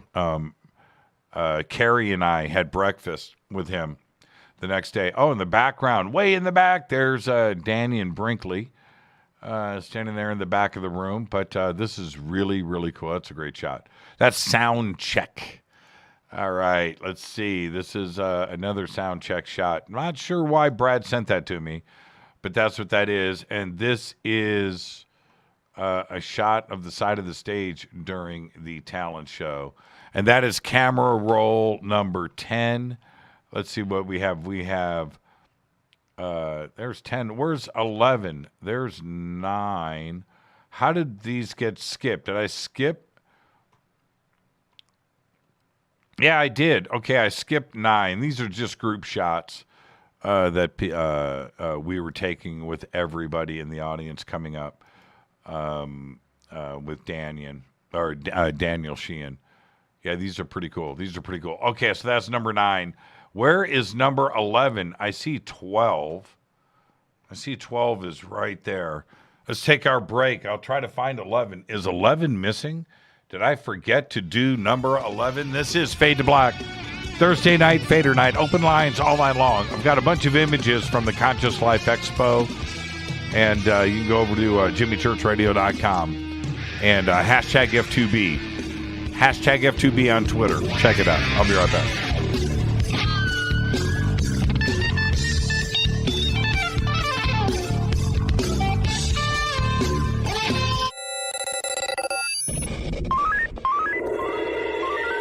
Way out here, we listen to Jimmy Church. You're listening to Fade to Black. Always on the edge of the hottest alternative talk. Jimmy Church with Fade to Black. KGRARadio.com. ¿Qué tal, mis amigos? Yo soy Mario Carson, el tiburón, y los invito para que escuchen a mi buen amigo Jimmy Church Radio. ¡Claro que sí! Do you want to be an official Fadernaut? Of course you do. This is Jimmy Church of Fade to Black. Just go to our membership section at jimmychurchradio.com. This is Jimmy Church, and I invite you to attend the 20th Annual Los Angeles Conscious Life Expo live and in person this September 17th, 18th, and 19th at the LAX Airport Hilton. Connect with exhibitors, community, thought leaders, and friends as we begin to recreate the world. You can also watch the expo from the comfort of your own home. Live stream from the main stage in Los Angeles and from the main stage in London. Truly a global simulcast event broadcast around the world. Live stream and in-person expo tickets are available now. I'll be your host all weekend long from Los Angeles. And on Friday, it's my Ancient Secrets and Earth Mysteries themed segment with James Keenan, Caroline Corey, and William Henry. And on Saturday, Daniel Sheen and I sit down for a one-on-one interview live. We have an amazing lineup of 25 speakers, including Bashar, Gail Thackeray, Kimberly Meredith, Whitley Strieber, Stephen Bassett, Daniel Brinkley, and Lisa Garr. Please visit ConsciousLifeExpo.com for tickets and info. That's ConsciousLifeExpo.com and use that promo code Jimmy for a special discount. Fadernaughts. When you think about the future of our country and where we're headed, do you wonder about the food supply? I do. Disruptions in the food supply chain could be disastrous, and they usually occur with little warning. That's why the smartest thing you can do today is to stockpile emergency food, water, and other essentials. I personally recommend My Patriot Supply. They're the nation's largest emergency preparedness company, serving millions of customers for more than a decade. In fact, they're the only source my family trusts for our preparedness plan. You should too. Right now, save 20% off a full 4-week supply of delicious meals that provide 2,000 calories a day. Saving 20% helps too, doesn't it? Especially now. So go to preparewithjimmy.com and get ready. That's preparewithjimmy.com. There's no time to lose. Do it now. So, you love talk radio? Then you'll love TalkStreamLive.com. TalkStream Live is always on, 24/7 with the best streaming talk shows. Find your favorite talkers and discover some new ones. It's free, readily available online or on mobile with any smartphone or tablet. Finding your favorite talk shows all in one place has gotten a whole lot easier. Just go to TalkStreamLive.com. Be sure to download the free apps from Google Play or the iTunes App Store. You listen to us, and we listen to you. And so does the CIA. KGRARadio.com.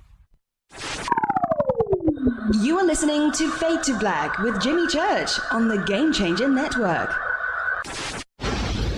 Oi, oi, I'm Reese Evans. You're listening to Jimmy Church. This is Revolution. The revolution will not be televised.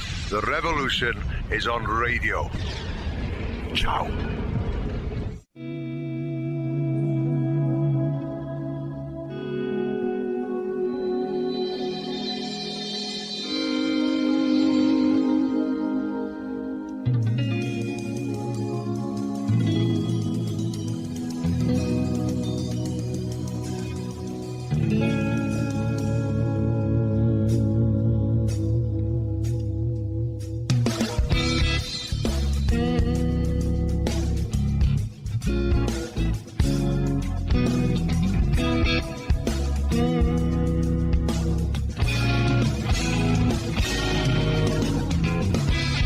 Welcome back, Fade to Black. I am your host, Jimmy Church. Thursday night, Fader night, open lines all night long. I've got a rack of calls in front of me, but I'll give out the number anyway. 747-228-2051.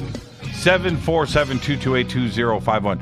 Donnie Douglas just tweeted out. He says, "Hey, Jimmy, have you and do you play acoustic guitar or did you go straight to electric?" Back in the day, okay, well, the short answer to that is I don't have an acoustic guitar. I had a couple. I sold them because I never played them. They look good on the wall, but I just never played them. And playing acoustic guitar properly, I've got friends that know what they're doing with that, and they sound amazing. Acoustic guitar for me was never my thing. But okay, so that's now. The other part of the story is when I was a kid, I was trying to talk my dad into buying me my first guitar. And he said he had this classical guitar that he had picked up in Brazil. He said, if you take classical lessons for the summer, I'll give you the money for that guitar. I was like, oh, dude, what? So I had to go and take classical lessons with my dad's acoustic guitar. And I took them from a guy named Steve Bolt. He was amazing. His brother, Ben Bolt, was a pretty advanced classical player, pretty famous guy. Anyway, so take these classical lessons. This is down in Panama. And that lasted about a month. I took like 4 lessons from Steve Bolt, and I'm reading music, and I'm not into it, but my dad gave me the money for that first guitar, and I never looked back. It was electric after that. So that answers that question, Donnie. Thank you for that. Let's go back to the phones. Hi, you're live on Fade to Black. Who's calling? You're live. Hello? Yes. Can you hear me? Can you hear me? Can you hear me? I can. Hello? Jimmy. Okay. Are we going to play these games? Hello, can you hear me? Okay, that's it. Have a great night. I can't do this all night on the radio with somebody. So there you go. Let's go to the next caller. You got to be ready to go, man. It's your world. Hi, you're live on Fade to Black. Who's calling? You're live. 3. What's going on? 2, 1. I could hear it in the background. Somebody put down the phone. Okay. All right. Let's go to the next caller. Man, what? Hi, you're live on Fade to Black. Who's calling? It's Ryan from Pittsburgh. Lorian? Ryan from Pittsburgh. Okay. Say your name again. How do you spell it? Ryan. Oh, Ryan. Yeah. Ryan, how you doing, man? Good, brother. About yourself? What's going on? It's Thursday nights, Fader nights, open lines. It's a wonderful night. Yes, sir. So I wanted to tell you about an investigation I did real quick, if that's all right with you. Yeah. What happened? All right. So I did an investigation in Oklahoma. I drove there from Pittsburgh, Pennsylvania. Right. It was pretty wild. So for the first time in my life, I saw actual alien beings. The second night I was there, and then the third night I was there, this is where it gets crazy, is there was actual entities there that were doing a tour in the driveway of our vehicles. Say what? Okay, wait a minute. So night number 1, you see a gray, right? Okay, so night number 1, I get that. Night number 1 on there, there's these 3 lights in the. I didn't say anything about the first night. So the first night I was there, I was talking with the people that lived at the home, not thinking. The dog was barking the whole time we were out there, not thinking about what he was even barking at. What we were looking at, I have a photo of it. There was 3 red lights in the sky. They were blinking. They were probably about 2 football fields away. They made a triangle. Finally, they landed on the ground. And so the second day, you could see these entities in the trees. It was really weird. First kind of alien/UFO type of investigation that I've ever heard of is with this type of phenomenon going on. So I have photos of all this, by the way. So I had a really good picture of the Glimmer Man. I was taking photos. I finally took a video. I turned around because I felt, first of all, it was hot and windy. And I turned around because I felt like something was staring at me. So I turned around, and there it was, sitting right in a tree. My heart was going like 1,000 miles an hour. So I thought to myself, I'm only going to, how many times am I going to have the chance to see this? So I took a step forward. As soon as I did, it disappeared, and I ran like a girl into the house. I did, because, I couldn't see him at that point. But you could see him before. He looked like water. I'm moving. It was really weird. So that night, the second night I was there, me and the witness were out in on his porch. I saw a blue light disappear. I was like, what was that? I said, hey, go get your flashlight. He said, hey, there was a red light across the street that landed in the field. I said, go get your flashlight. So he brings it back out.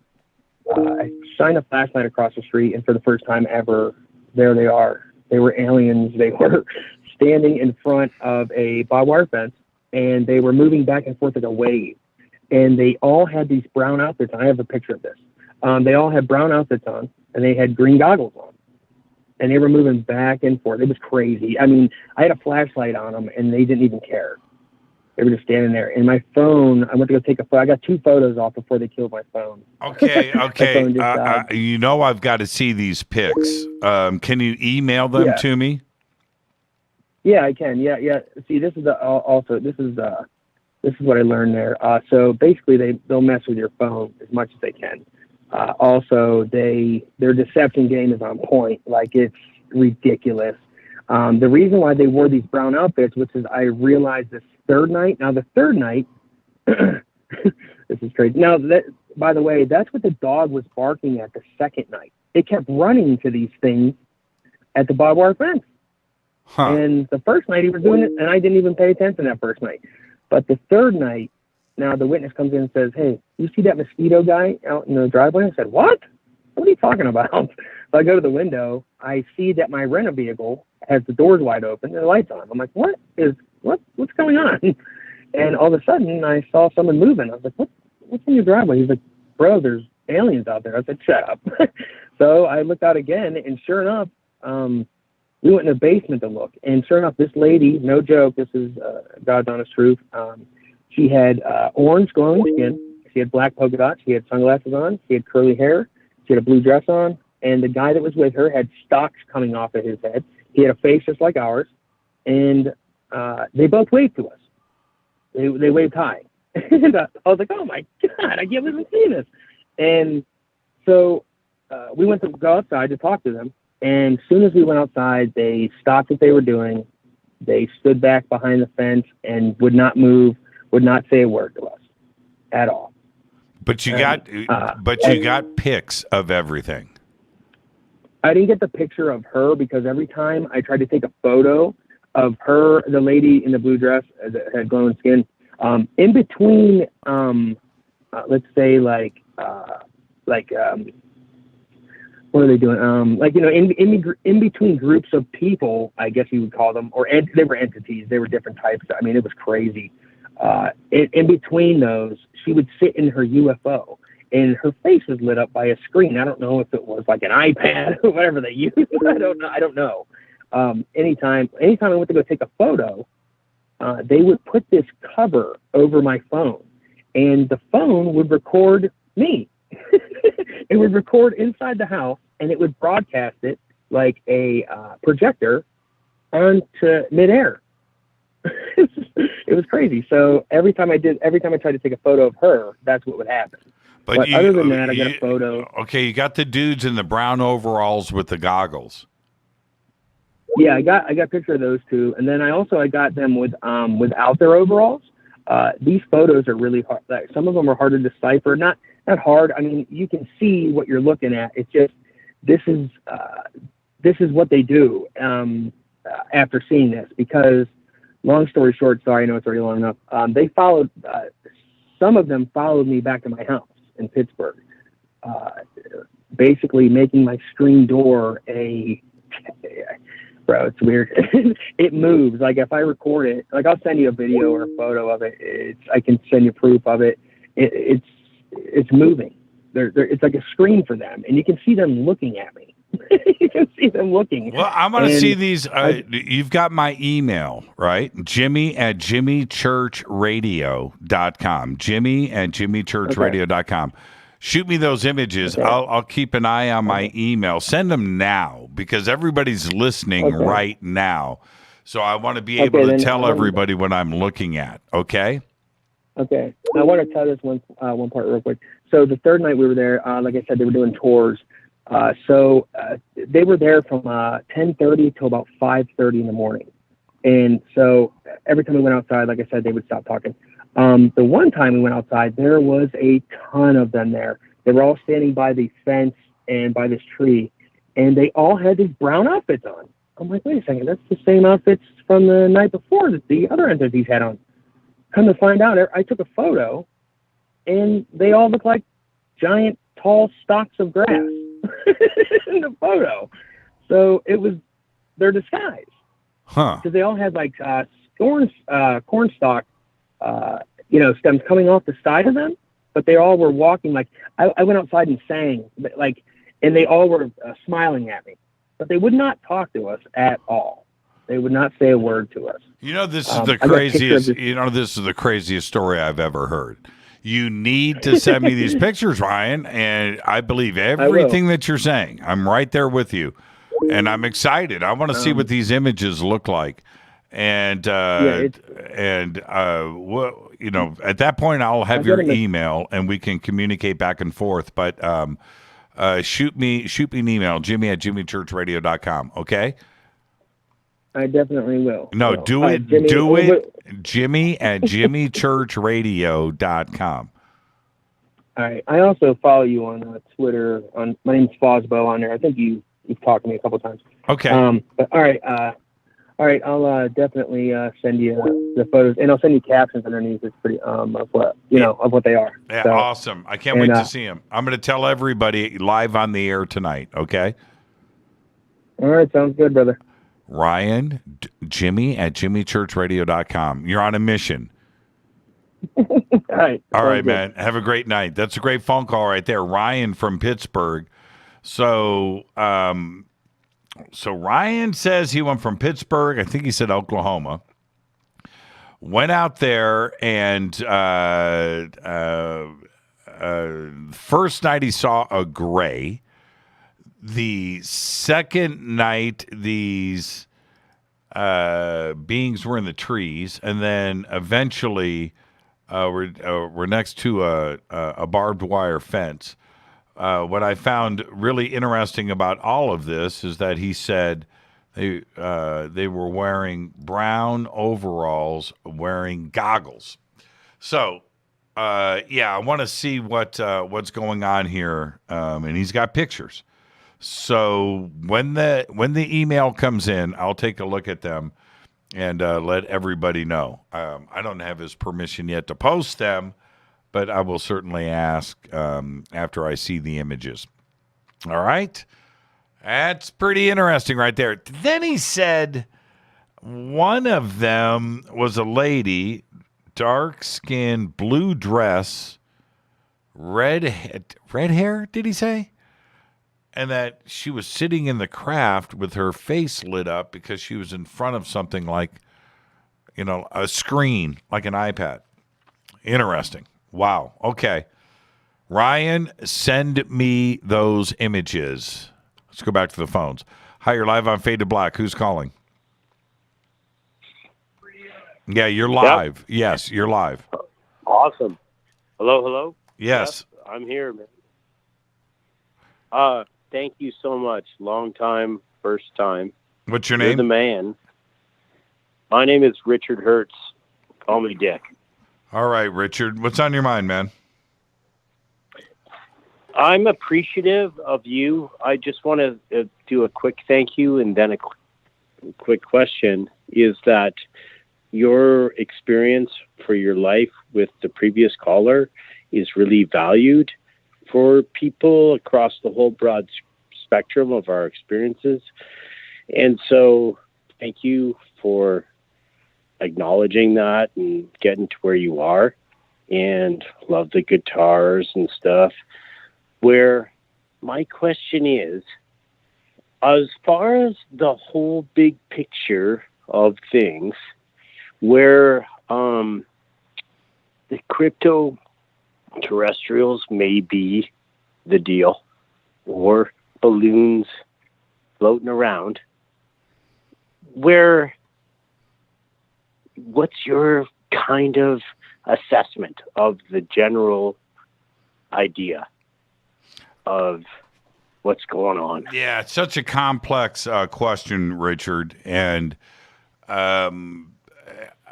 there's actually it's a very complex question, but the easiest way to answer that is that I believe with the literally billions and billions of Earth-like planets in our Milky Way, not in the universe, just in our Milky Way, the amount of intelligent life and different species and different extraterrestrial civilizations that are out there, the variety and the types and the things of different experiences that we witness and see and encounter are as varied as your imagination can take you.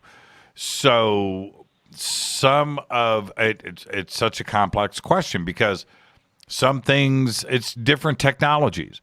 Some things may be physical nuts and bolts craft with beings on them. Some of them might be that. Some may be a different technology transporting themselves here through light and dimensions. Some, we talk about alien grays or the Nordics, these physical beings, and then, but there may be races out there, there must be, that are total energy type beings, and they don't have any physical bodies at all.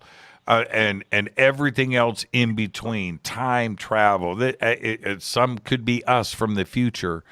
Just as varied as it can be. And that's what I think is going on.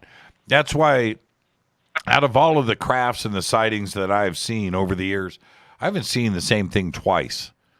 Everything is just a little bit different, a little, and it has to be that way.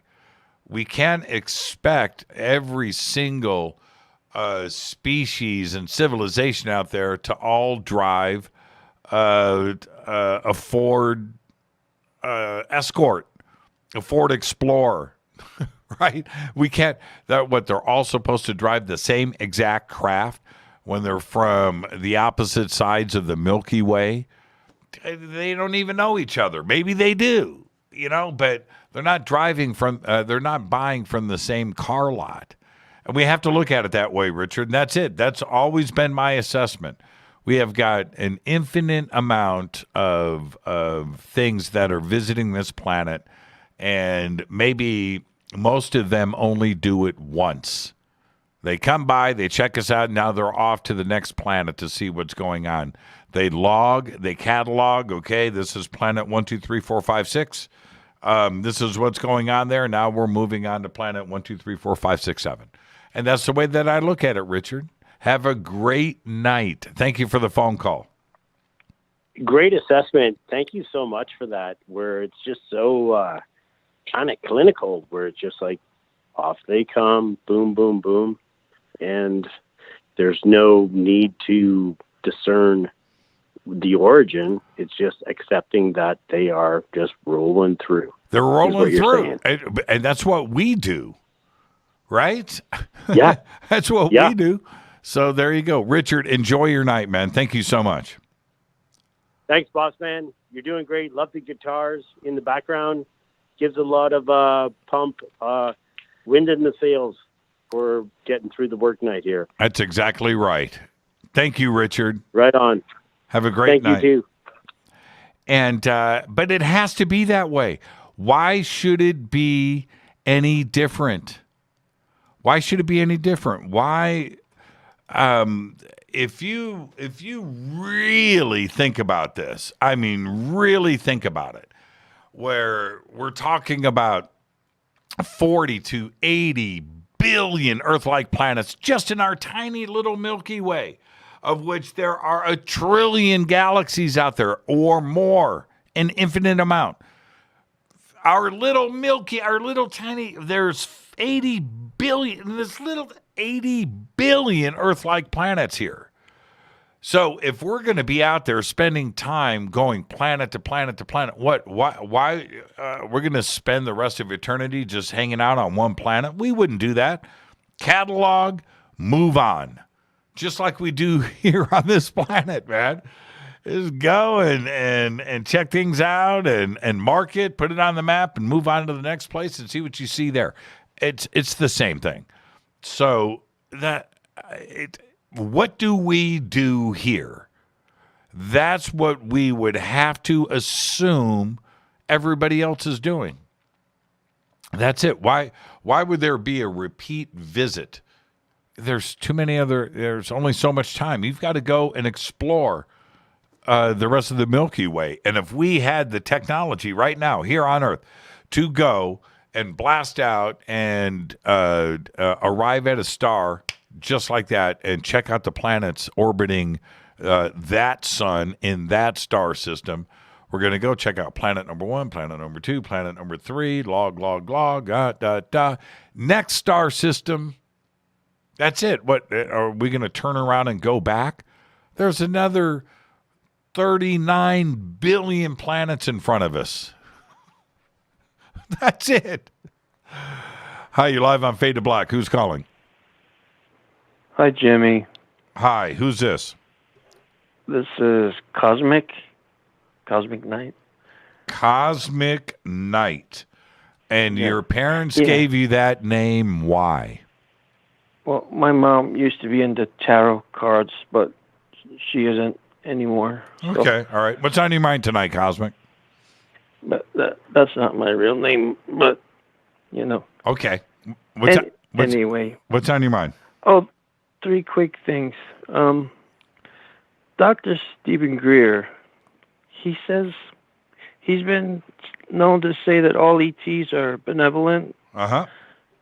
And I have to disagree with that because, the anal probing, the abductions, unless they're looking for polyps, it wouldn't be a bad thing. No, I don't necessarily see the humor in that, but there are a lot of experiences out there that are positive. All right, and think about the show with Krista on Tuesday, the show that we had with Vivian on Monday night. Last night with Timothy Alberina was extraordinary, and he said he feels that things are a threat. That was last night, and that's his assessment. That's his research. Stephen Greer will say to the ends of the earth, show me a bad experience. If they wanted to give us a bad time, we would have seen a very bad time, and I tend to agree with that. Okay, if ET wanted to blow up this planet, take over this planet, or do whatever, it would be easy enough for them to do. Whether it would be with a virus or whatever, and take this planet over, they could do it very, very easily. If they can visit us from these vast distances through space and through time to get here, they've got a grip on technology and knowledge. And so if they wanted it to be a bad experience, they would make it a bad experience. That's it. We may not even be able to talk about the bad experience because we'd be dead, like Momo, okay? And I have to look at it that way. I'm okay with looking at it that way. And then there's the other side, where some of these experiences are very bad and very negative. I've had plenty of guests on this show to talk about that, and going through a human hybridization program and children. ET hybrid children, and that's crazy. And is that going on? There's a lot of talk about it right now. There's a lot of talk. So yeah, but I have to constantly think about the things that I have seen and I've experienced. None of it was bad. Not to say that there isn't bad out there. Why? Look at this planet. I've got a lot of great friends that are totally cool. I've got a few people that I've run into in my life that are real a-holes, and I realize that, and guns and killing and war and starvation and things, and the way that we treat other people just goes to show you, if we're capable of doing that here, shoot first and ask questions later, why wouldn't there be a civilization of ETs out there that are like that, or a civilization of ETs that is just as divided as we are, good and bad, on the same planet, on the same ship? So there you go. Let's take our break right here. This is Fade to Black. I am your host, Jimmy Church. 747-228-2051. And I've got more pictures up in Twitter. You can go and check those out from the Conscious Life Expo. I'll get to those too after this short break. Stay with us. Hi everybody, this is Rob Halford, the Metal Guard on JimmyChurchRadio.com. This is KGRA Digital Broadcasting Station, Salt Lake City, Utah, Van Buren, Arkansas. Why is it we're not very good with our health regimen until it's too late? We don't put oil in the car until the engine blows up. When the body's out of balance, your health is not so good. Give your body some love. Log on to wtih.com. That's wtih.com. Try our Life Change Tea, which cleanses you from harmful intruders. A clean colon is one of the ways to bring the body in balance. We also carry organic supplements to help you get where you need to go. So do your body a favor. Log on to getthetea.com. That's getthetea.com. You can even visit our sales page to save some dough. Does anybody call money dough anymore? Anyway, if you're looking for short, helpful health tips, go to YouTube and punch in Health Matters Now. That's Health Matters Now. So, log on to getthetea.com, shop, get balanced, then learn some cool tips at Health Matters Now. You'll be glad you did. That's getthetea.com. Your contact for current news and trending topics. KGRAradio.com. This is Jimmy Church of Fade to Black, and I only drink Fade to Black blend coffee from Rivermoon. Just click on the Rivermoon Coffee banner at jimmychurchradio.com. Promo code F2B Blend. This is the only way forward. This is Fade to Black. Make contact. KGRAradio.com.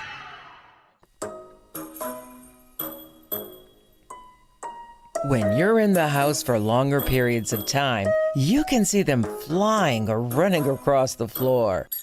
Ooh, yuck. They're unhealthy, gross, and disgusting. Bugs. I loathe bugs. We keep a clean home, but occasionally bugs show up.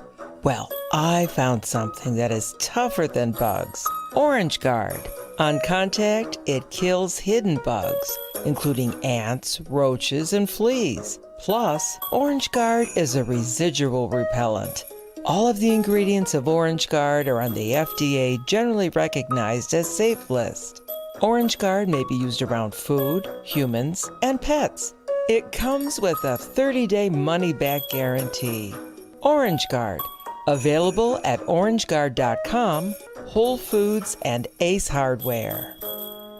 Gold loves chaos, uncertainty, and disarray. History shows us what gold does when people aren't sure about the government, the stock market, their jobs, or their retirement savings. Our national debt is skyrocketing. Gold and other precious metals are a defense measure against inflation and a stock market that might take years to recover. So what can you do right now to protect yourself? Call United Gold Group. We offer gold and other precious metals delivered securely within 72 hours. Are you worried about the stock market? We can also help you set up a real gold or silver IRA or a 401k. Safe and secure. United Gold Group makes gold ownership affordable. Call now and get up to $2,500 in free gold or silver with a qualified IRA. Call 800-753-8534. That's 800-753-8534 or visit unitedgoldgroup.com.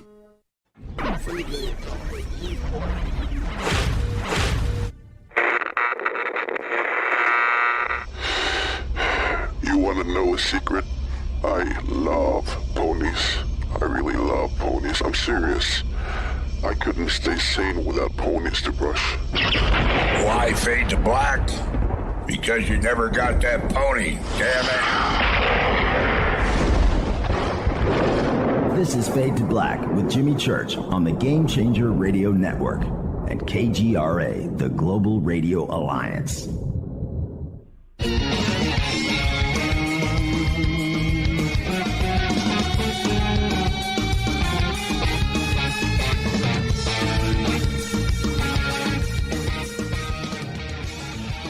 All right, welcome back. Fade to Black. I am your host, Jimmy Church. Thursday night, Fader Night. Open lines all night long. 747-228-2051. Had a phone call earlier from Ryan about Ryan from Pittsburgh and his investigation. I think it was out in Oklahoma. And I asked him to send me some pictures. And he did send me a link. And I posted the link up. He says, here's my investigation. Here you can see a picture of an alien. It's a website, and I did go and check it out. And a couple of the images there, one specifically, is pretty interesting. I want to see the rest of them. I want to see the blue or the brown overalls. And but I posted the link up in Twitter, so you can go and check it out for yourself. And again, Ryan, send me I want to see everything. I want to see those brown overalls. I want to see the goggles. I want to see the stuff. But I put the link up there for everybody to go and check it out. Okay, and I didn't, he's got a whole report there and a summary of things. Obviously, I'm in a commercial break. I didn't read any of that, but I'll go back and check it out. The link is up there in Twitter. Okay. Before I get back to the phone calls, I want to jump over really quick to the Conscious Life Expo images, CLE images number 11. That tweet is 4 images in a row of Danny and Brinkley and I. And I'm thinking what this is Danny and I. Oh, I'm looking at the drinks on the bar. Okay, so this is Danny and I before the talent show. Danny and I got up and did a little bit of stand-up comedy. It was awesome, by the way. It was great. Anyway, so that's what we were talking about there. But Danny ordered this very clever drink, and I listened, and I just turned to the bartender. I said, I want what he's having. So that was the drink. I forget what it was, though. It was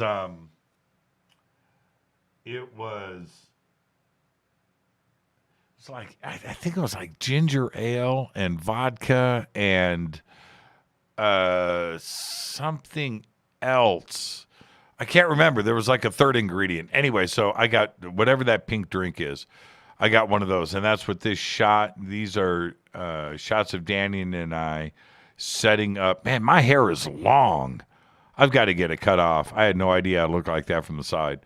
But yeah, this is great. And that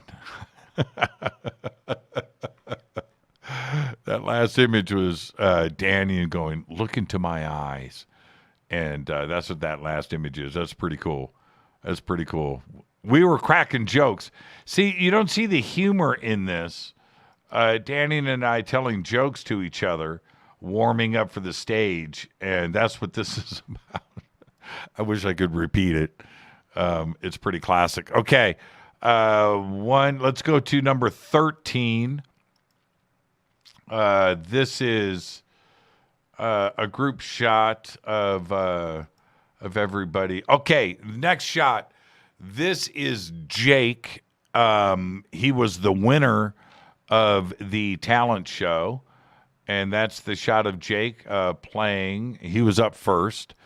Let's see what this next shot is. Oh, it's a close-up of Jake. That's awesome. Man, that kid could play. I mean, he won because he was the best. Okay, let's go to the next. What's next here? Yeah, that's my face. Next shot, I was like, what? Yeah, that was pretty cool. That's a great shot there, Brad. I'm glad you captured that. This next shot, this is Star. I've got a video of Star, of the two of us and her sister later. I'll post it up that Brad took. It's pretty cool. I just got it. And I think she was third place. She was amazing. She should have won. She was amazing. Absolutely amazing. I am standing off to the left, just out of the camera shot, right to the left of the big screen TV there. And I can hear her singing on stage. Everybody else is hearing the PA system and the microphone, but I'm hearing her live on the stage without anything going on in the background. And she sounded just like a record. Incredible. I wish I was a producer. I would take her right now and put her in the studio because she's a gift. She's got an amazing, amazing set of pipes on her. So, okay, with that, let's get back to the phones. It's Fader Night. It's live. Turn me down. Hi, you're live on Fade to Black. Who's calling? You're live. Hello? Yes, you're live. Hey, this is Pat from Charleston, South Carolina. Hey, Pat, how are you?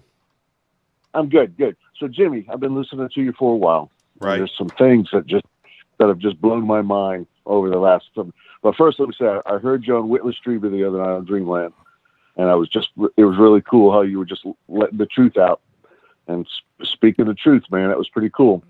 Hey, and that, then I remember that conversation as being Whitley. Oh, okay, I don't remember everything that was said. In fact, I remember almost none of it. But this is what I do remember. Whitley normally, when we're hanging out and things, we are pretty, I mean, he's just a really cool, nice guy, right? And so the conversations like that conversation between Whitley and I, he wanted to go there. And I was like, okay, let's go, Whitley. It wasn't the normal Whitley Strieber, man. He was in a mood. I'm telling you. Yeah. I'm telling you. And that's what I remember. I heard John. Hold on. I heard John Tracy. Oh, hold on, Pat. I wanted to say this. I got to the end of the conversation, and Whitley and I talked later on that afternoon. But I remember we're done, and I'm like, man, did I just take that too far? Right? No, you didn't. Okay. No. All right. It was good. All right. It was good. It All was right. good. All right. I was digging it. You know, we need more of that. If we're going to get it out, we need more of that. All right. Fair enough. Fair enough, Pat. Fair So enough. then I was listening to a Tracy show, and I heard the show didn't cut off. I was listening to all that. That's just something. But now Dr. Johnson was on talking about his contacts with Sasquatch. Right. But the thing that's really got me, brother, the thing that I can't let go of is Glag. Right. Glag, that just blows my mind, man. Yeah, I know. When I hear that story. I know. Have you gone back and listened to the original versions of that story? Of the Glag story? Yeah. Yes, I have. It's crazy. It's crazy. And so is that guy Duke? Is he reputable? I mean, I listen to that story going, "This is nuts, man." Well, Duke is just in the middle. You know, he's just the conduit to the story. Duke's one cool guy, Duke Sullivan. You know what got me in the whole Glag story was when I'm trying to think of.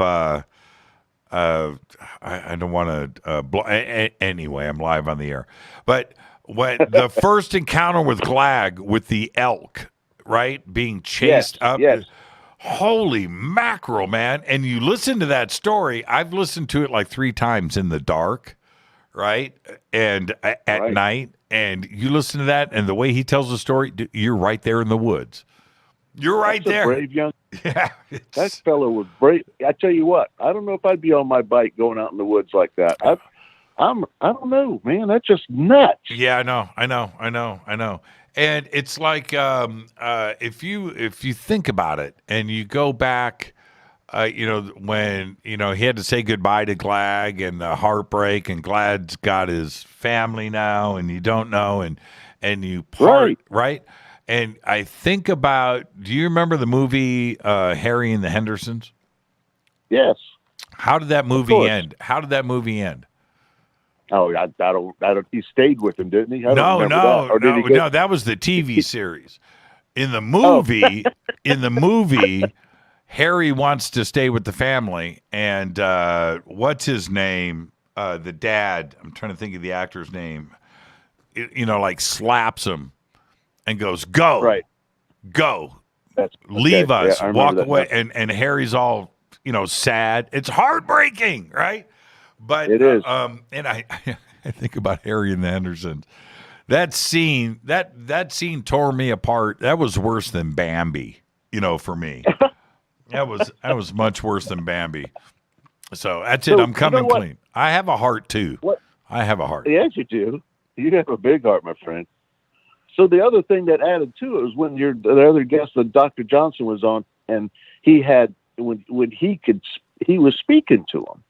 And he's been able to reach out and use his parabolic cameras or his listening devices and all. And man, that was you've got some great stuff on this show, man. You really do. Thank you for that, Pat. You've got a great program. I just got Dr. Johnson. I just got it today. He just sent me his latest book. I just got it. I haven't even opened it yet, but I can't wait to dive into it and see what's going on there. But I just got it. Just with Anjali, the stuff you have with Anjali, man, there's so much going on, and you're on top of all of it. Man. You're right on. Smoke and mirrors. It's smoke and mirrors, Pat. I'm just in the right place at the right time. Right place Pay at the no right time. attention to the man behind the curtain. Pat, enjoy your night, man. Thank you for the phone call. All right. Yes, sir, Jimmy. Keep going. You too. That's awesome. That's an awesome phone call, Pat from South Carolina. That scene, Harry and the Hendersons, that last scene, it was brutal, man. I just remember going, I can't deal with this. And I was thinking about everybody else in the theater. Are they freaking out like I am right now? I had a lump in my throat. I mean, I was young. Man, how old was I? Harry and the Hendersons. I was probably 20. Hold on for a second. Let's see here. Harry and the Hendersons. Okay, here's the movie. There's the TV series. Here's the movie. Okay, hold on. That's the TV series. Let's go with movie. And I just want to know, 1987 that came out. Oh, wow. Okay. I was thinking it was earlier than that. I saw that in Indianapolis. I guess I didn't. I saw that in Pasadena. Okay. All right. Cast. John Lithgow. Don Amici was in it. Man. Melinda Dillon. Oh, jeez. This is bringing back memories right now. Emmett Walsh. Oh, man, that is great. Yeah, John Lithgow cracks Harry. Get out of here. Go. Leave us. Let's go back to the phones. Hi, you're live on Fade to Black. Who's calling? You're live. You're live on Fade to Black. You are live. Hello? Yes. Who is this? You're live. Are you calling? Hello? Are you calling for Jimmy? Yes. Okay. What's your name? I'll get Jimmy on the line here in a second. Jane. Jane, where are you calling from? Indianapolis. And what do you want to talk to Jimmy about? A UFO sighting my husband and I had September 2013, right over downtown Indianapolis. Okay, I'm going to put you on hold, and then when we come back, I'll get you on with Jimmy right away. Great, thank you. Okay, stay right there. This is awesome. This is great. Okay, here we go. Hi, you're live on Fade to Black. Who's calling? Hi, Jimmy. It's Jane. Hi, Jane. Where are you calling from? Indianapolis. Indianapolis, Naptown. That's my favorite city. Yes, we miss you. You need to come back more often. Hey, I was just there twice. Oh, yeah? Yeah, a couple of months ago. I was there twice, and it was great hanging out with everybody. Had a party up at Geist Reservoir with some friends. Then we had another party in Avon out on the west side. I'm from the east side, but my family moved from the east side to the west side. But on the east side, I went to Warren Central High School. I went to PS 102 and 103. I also went to Belzer Junior High, all on the east side and the northeast side. But my family now is on the west side. So yeah, the east side is burgeoning. It's huge now. Is it really? Well, my call screener said that you had a sighting in 2003 or 2013. 13. Yeah. My husband and I, we were at the movie theater, at US 31 and 465 on the far south side of town. Right. And we got out of the movie. It was The Conjuring. And we were walking out to my car, which was about 10:15 at night. And my car is pointed north toward downtown. So I opened my car door to climb in, and the splash of light caught my eye. And, of course, my head swiveled, and I looked at it, and I immediately thought it was the Lifeline helicopter from Methodist. And I'd worked for heart doctors for years, so I used to see the helicopters come and go. The only difference with this was the color of lights. When I saw it, it was orange. And I watched it and thought, well, could be a police helicopter. You know, I'm trying to rule things out here. And then the color orange, it flickered and went white to blue faster than you can blink and back to orange. Very cool. And my husband, he's looking at me because, you know, he saw my head swivel.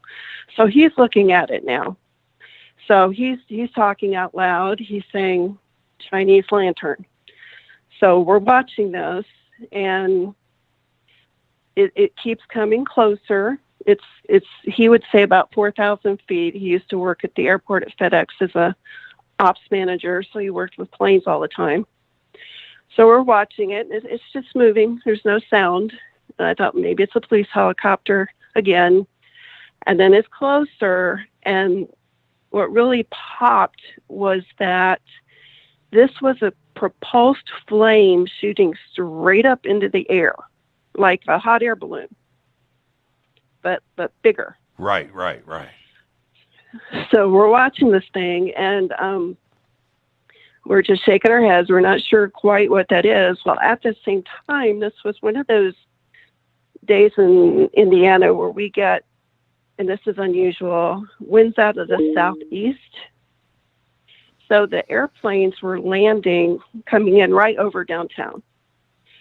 So we're thinking, why would someone have a hot air balloon 10:30 at night over downtown Indianapolis with planes coming in? Right. So we heard a plane come in and waited for it. And right before the plane got into view, the thing started going up, and it parked. And I think my husband said it would be about 7,000 or 8,000 feet. It just parked up there. And then the plane went by, and then it started dropping down again to the, I think it was 4,000 feet, he estimated. And it was closer to us, so we could see it a little better. We thought it looked like the tail of an airplane on fire. And so we're watching this thing, and then all of a sudden it did the shooting of the flame back up in the air. It's orange flame that would go white and an azure blue very quickly, and then back again. And it kind of came down to 4,000 feet. It ended up flying right over our heads, and it was perfectly circular. And because of the parking lot that we were in, it was very, very brightly lit. Mm-hmm. We could see the bottom. There weren't any lights. It looked like a small teacup-sized circle, and the bottom of it looked like if you were driving in heavy fog with your headlights on, you could see it swirling like a fog in there. Wow. And it passed over our heads, and it kept going southeast direction until it went out of sight. And the really weird thing is how it affected both of us, because we both were being drawn to the window to look for it for a good 6 or 8 months. And I think what really blew our minds is when you have planes that low coming over your head, you hear the wind. Sure. And the engines. This had no sound whatsoever. And it didn't look like it bobbed on the wind or anything like that. It looked like it had complete control of whatever it was in. Right. Air, whatever. It didn't bob, didn't weave. It was just doing its thing. Yeah, doing its thing. And so you guys, you and your husband are looking out the window every night for your lost puppy to come back home. Right? Yeah. Right. Yeah. Hoping that this is going to be the night that you're going to see this again. Yeah, that we wanted to see it again. And although that was very cool, it was scary at the same time because we both felt drawn to this. And we're both not people like that. So, yeah, it was really strange. Right. So. Oh, man. That had to have been fun. Something like that to go through. It was. And never saw it again. 8 months, and then you guys just kind of gave up. Yeah, just kind of went back to normal. And, we watched this. I timed it for about 8 minutes watching this thing until it went out of sight. Yeah. Wow. Incredible. Jane, thank you for the phone call. Oh, you're welcome. And good talking to you. I miss Indianapolis. I miss Steak and Shake. I miss Waffle House. Out here we have Carl's Jr., and they say it's the same as Hardee's. It is not. Yes. Don't let them fool. We don't even have, you know what? We don't even have White Castle out here. We don't have White Castle. I believe that. No. Don't bag on White Castle. Don't. I love White Castle. When I was there last month, my brother David ordered a delivery. I think he ordered 16 doubles. 16 double cheeseburgers. Holy moly. Yeah. And I ate like 6, like they were nothing. I could have kept on going, too. That's the thing. And I was kind of embarrassing myself, but it was just awesome. Jane, enjoy the rest of your night. Give my best to your husband. Thank you. Take care. You too. That's a great phone call right there. And everybody knows how much I love me some Naptown. Love me some Naptown. And I do the same thing with everybody that calls in from Indianapolis. I do the same thing every time. Talk about food. I talk about Steak and Shake and Waffle House. And I got this last trip out. I didn't do Steak and Shake, but I did do Waffle House. And I did do White Castle. I got both of those in. Everybody was cooking great food all weekend and all of that. So it wasn't like I had all the opportunities to go out there and do that. But the two things that I have to do when I go to Indy, no matter what, I'm going to find the time for White Castle and Waffle House. And for most of the people in Indy, they're like, no, you have no idea. I went up to, so this is no joke. I'm at the cash register and I'm looking at the bill, whatever it is, and $60 or something for 4 of us. And I turned to the waitress. I said, "Man, I'm really tired. How much of a tip?" And her friend goes, "Just tip her the amount of the check." I said, "Okay." And I tipped her $60. Yeah, I did.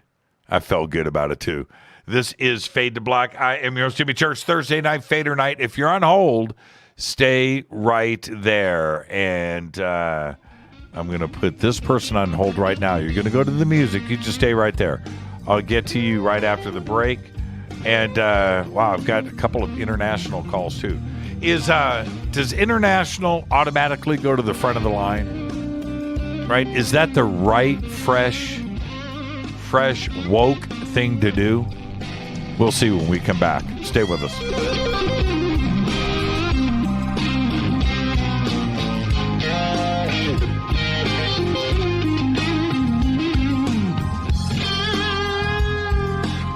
Hey, what up, y'all? Sugar Vivica Fox here, and you are listening to my boy, Jimmy Church, on JimmyChurchRadio.com.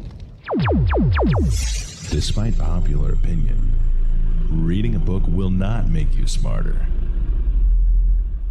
But listening to Jimmy Church will. This is Jimmy Church of Fade to Black, and I take Life Change Tea supplements every single day. It's what I do. Click on their banner at jimmychurchradio.com.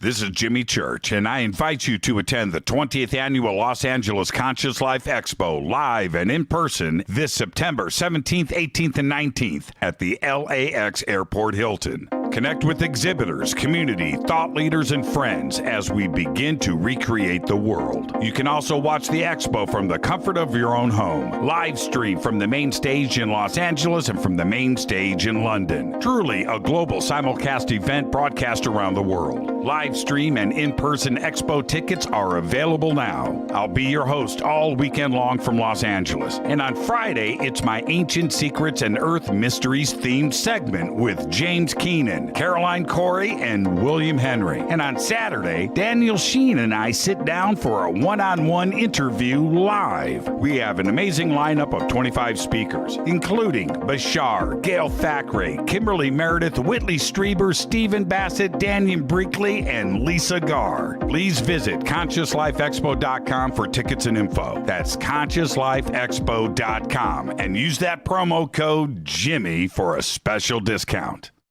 When you take the beans from Central America with dashes of Indonesian and African mixed in and then roast it to the dark side of Fade to Black, you create the ultimate brew of fringe.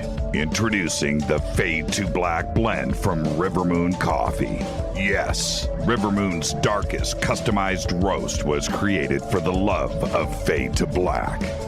The alchemy of masterful roasting and smoking the beans is in every sip of this full-bodied, dark Java. I need my coffee dark, deep, with distinct bittersweet chocolate highlights, just like the bunker. Leaning further into the darkness of the roast is Fade to Black blend from Rivermoon Coffee. Just click on the banner at jimmychurchradio.com and use the promo code F2B Blend for 15% off of your order today. This is Billy Carson with ForbiddenKnowledge.tv. Forbidden Knowledge TV has just reached its 1-year anniversary. That's right, 1 year. And as a show of appreciation, we are giving all new subscribers a free 30-day trial of ForbiddenKnowledge.tv. That's 30 days to binge watch thousands of movies, documentaries, conferences, workshops, lectures, yoga classes, meditation courses, and so much more. So log on to ForbiddenKnowledge.tv from your computer or mobile device, or get the Forbidden Knowledge TV app on Apple TV, Roku, Amazon, iTunes, or Google Play today, and use coupon code 30daysfree. That's coupon code 30daysfree on ForbiddenKnowledge.tv today. Are you intrigued by Paranormal Talk Radio? You'll love the new Paranormal Radio app from TalkStream Live. You'll find a great selection of talk shows covering UFOs, ghosts, strange phenomena, and much more. Download the Paranormal Radio app now and start listening to the very best in paranormal talk entertainment, including the network you're listening to right now, the Paranormal Radio app, free in Google Play and the iOS App Store. Erica, Brittany, Gabby, and you're listening to JimmyChurchRadio.com. It's not a lifestyle we chose. We were born this way. KGRARadio.com.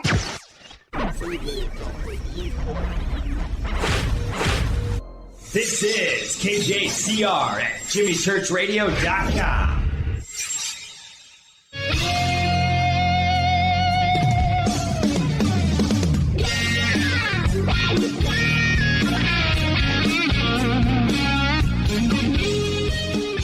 Welcome back, Fade to Black. I am your host, Jimmy Church.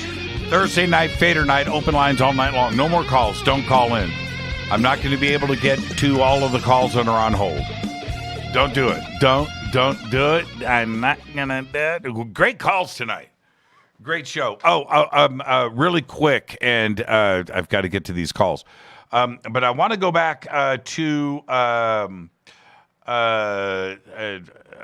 CLE number 16. I want to go through these pictures real quick.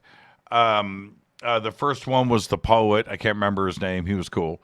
Second one, what was her name?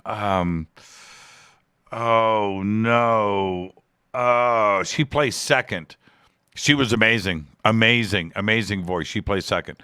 And I'm so sorry. I can't remember your name. But the last shot, that is Kitty Fairlane. And she was the best. No, I take that back. Jake deserved to win. But if I was voting, it'd be hard not to vote for Jake. But I'm going to tell you right now, Kitty Fairlane was amazing. And there's a shot of her. And it was really funny because I almost didn't get up on stage. I was like, man, I'm setting myself up. But that's Kitty Fairlane, and I wanted to get to that to everybody. So I hope you enjoyed all of the pictures. I don't know if that's all of them, if there was more. But that's it. I wanted to get Kitty Fairlane in there for the honorable mention. Let's go back to the phones. Hi, you're live on Fade to Black. Who's calling? You're live. Hello? Yes. Hello, can you hear me? Yes, I can. Who's calling? It's Mark from Australia. Oh, Mark. How you doing, man? Hey, how you going, Jimmy? It's going great. Yeah, good. How are you? Yeah, I'm all right, mate. I'm all right. It's been a while since I called in. Yeah, it's been a while, but you just called because Tasmaniac called in. So you wanted to represent the mainland. I know what's up. You just couldn't let Tasmania one-up Australia. I get it. It's okay. Yeah, that's it, mate. That's it. So what's up? Yeah, man? apparently one of my ancestors. My auntie did our family tree. Yes. And apparently he had the first white baby in Tasmania. Are you kidding? Believe it or not. Oh, no way. No. That's no, I don't know. I don't know if that's 100%, but that's what she said. So that's the family tree search. So what? That was pre-internet days. Yeah, that's pre-internet days, right? She did it the hard yards through the births, marriages, and deaths bureau and stuff like that. Yeah, right on. Yeah. Right on. What's on your mind, man? What's going on? Well, there was a bit of groveling earlier on about people being blocked. And I thought I'd just give you a call and grovel myself. Why? Did I block you? Yeah, you did. I did? I blocked you? Yeah, you blocked me. Oh, man. Yeah. What? And what did you do? I'm okay. I'm okay, you know. What did I do? I didn't do much at all, really. Oh, man. Oh, it seems pretty easy to get blocked these days. Yeah, it does. It does. But I obviously with the cranky pants. I unblocked you though. You did? Yeah. Right. You're unblocked. I'll have to verify that. All right. Well, if you did, thank you very much. Okay, so thanks, Jimmy. Thanks for unblocking me. The main reason I was calling in. Yes. Did you wouldn't have seen my tweet earlier on where I tweeted a craft on the back of a truck? Let me see. Where did you post it? It's in the sandbox. Oh my God! You know how many? I can retweet it again. You're gonna have to do it now. Do it this second. Yeah, I'm doing it. I'm doing it now. Okay. All right. Just give me a sec. Do you know? I know what you're like. Yeah. Do you know how many tweets? As far as time-wise? Yeah. We're running out of time. I've got calls on hold, but let me see here. It's just give me a sec, mate. Okay. So I blocked you, huh? I did it for sport. Yeah, you blocked me. You blocked me the night that Glockner was on. Sounds about right. You make Glockner. Yeah. Sounds about right. Yeah, I can't find it, Jimmy. So anyway, it's just I'll keep going while I'm talking. So what it is basically some sort of well, we're going to say it's a United States aircraft for starters, because we don't really know what it is. Right. But it's down at the Skunk. I think it's the Skunk Works or Lockheed Martin's radar cross section test range. And so it's like a GIF sort of a video. Here we go. Wait a sec.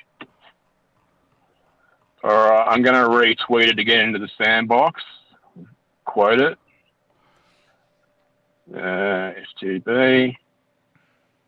All right, so it's off again. Should be currently, or give it a couple of seconds.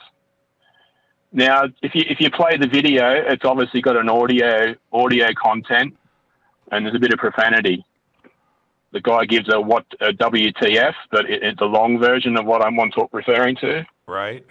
Can you see that? It's a tweet from a guy from an account called UFO Study, and that's what it is. The renowned red truck with the long bed trailer that you see in all these videos, right? With aircraft on the back. Can you see it? Hold on for a second. I'm refreshing my screen. Let me refresh it. Okay, I've got it here. Okay, let's see. Oh, I've seen.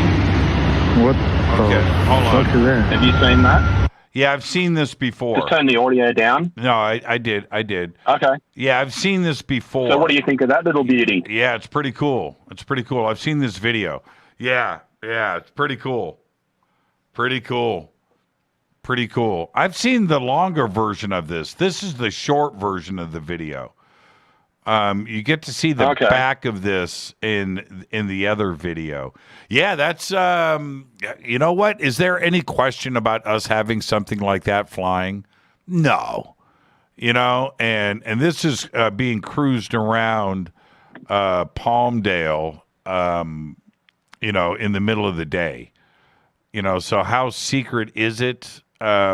Most of the stuff that goes on out there at Skunk Works, people ask me about this all the time. That stuff goes down at night.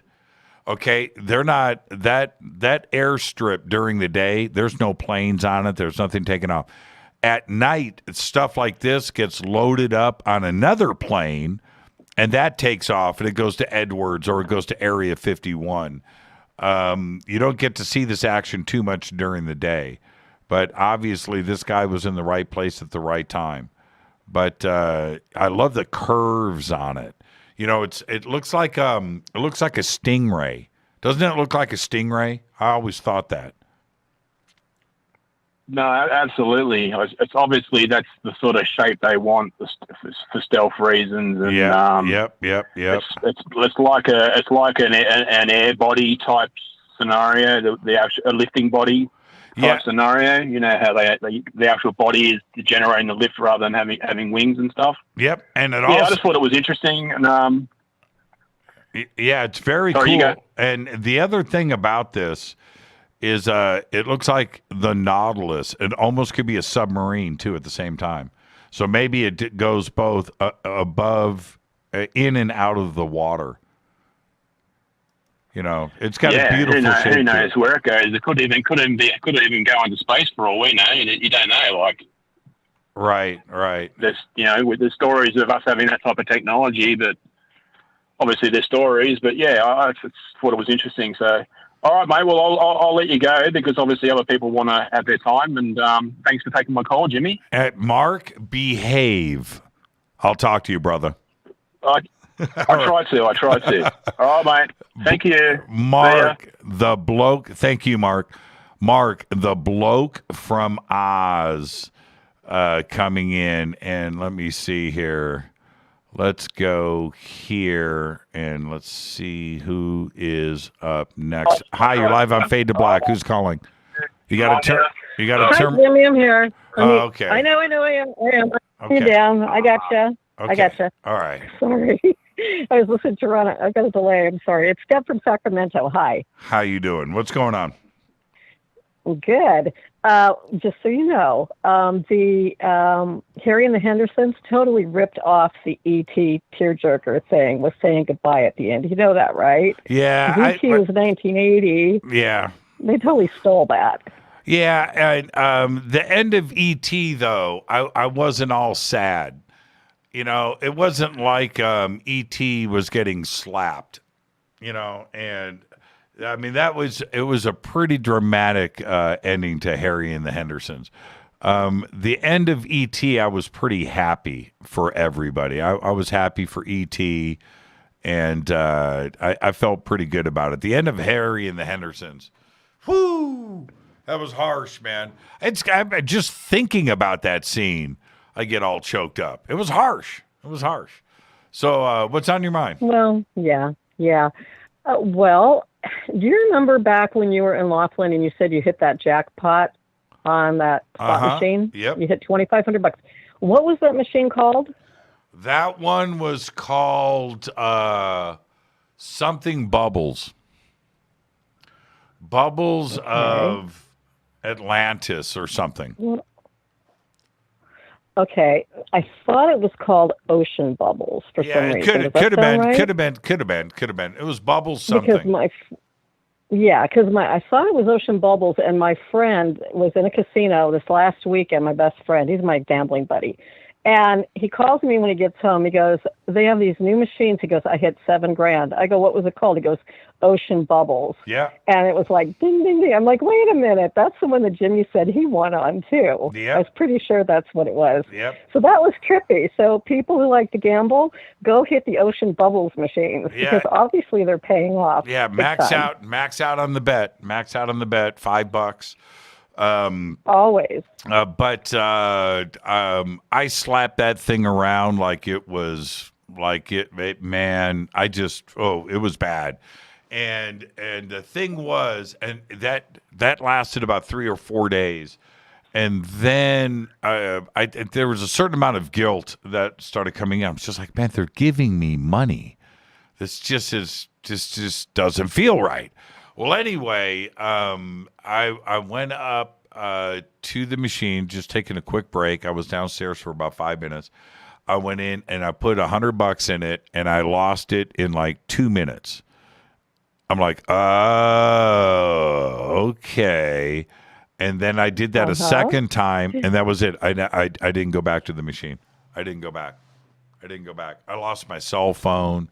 It was just everything at that point was just telling me, you did great. Go get a sandwich and go to your room. Just walk away and run. Yeah, just walk away from this thing now. Just walk away. That's all right. Okay, walk away, Renee, because the minute you start to feel that remorse, and you shouldn't, because they're happy to take your money. So grab theirs and run like hell. I know. If you can hit something. Yeah, I know. So I have a great casino story, and I'll make it brief. When I was about 10 years old, my mom and uncle decided we're going to drive to Idaho, Boise, Idaho, and we're going to go see, my mom's aunt. And so we're driving through, and by the time we hit Reno, we're ready to go to a casino, or they are, and they want to get us something to eat. Well, I was car sick from being in the back seat that whole time. So I had an upset stomach. I'm like, no, I'm not going to eat. So they went to the casino and played, and they left us sitting over in the restaurant for a little bit. And then they come over, and my mom just insisted. She goes, well, you have to eat something right now.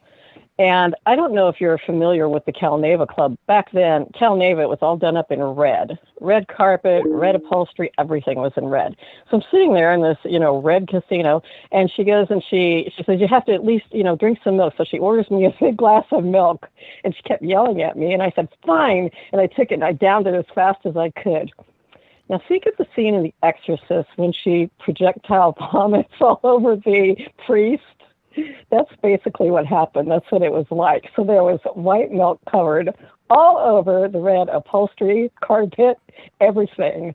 And my mom was so humiliated. She just got up out of the booth and just walked away. That's a great casino story right there, Deb. That's a great casino story. Yeah.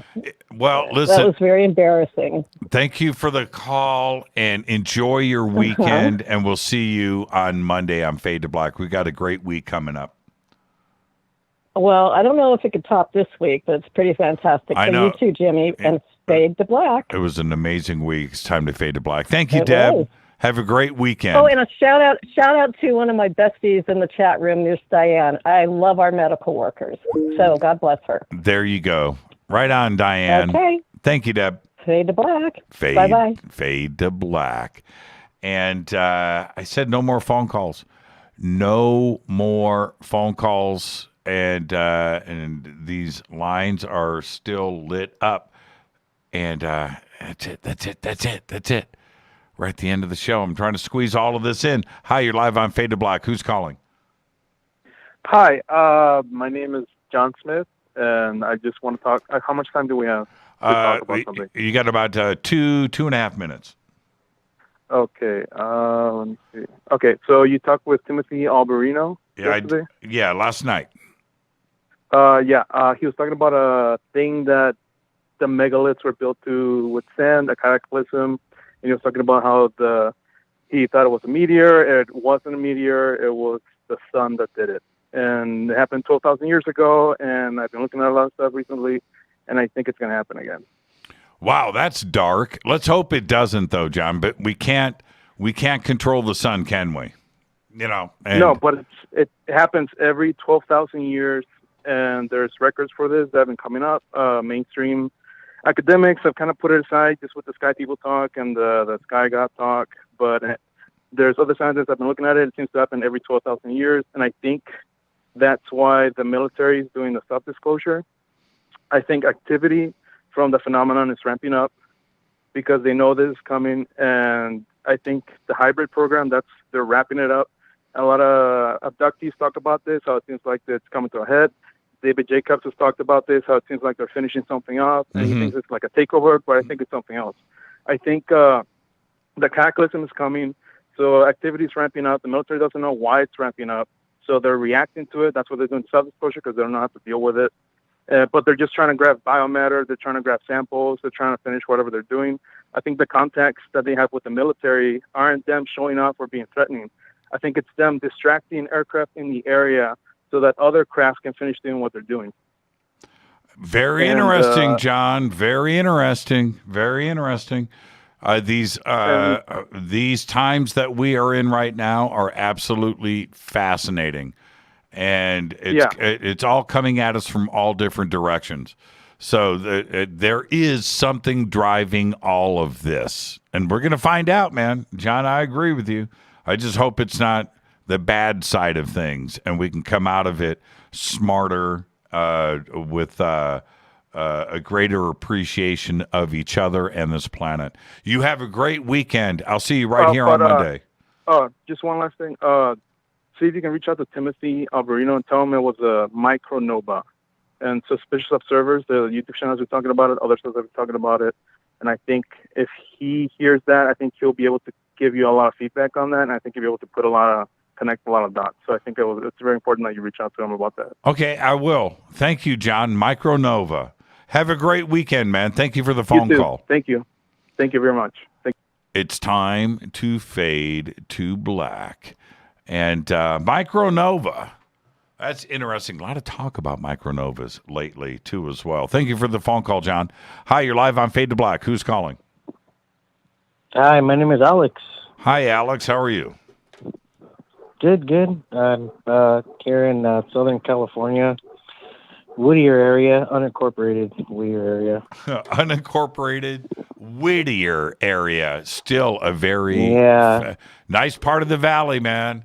I love me some Whittier. I used to. I'm more towards uptown, towards uptown Whittier. I used to rehearse in La Puente.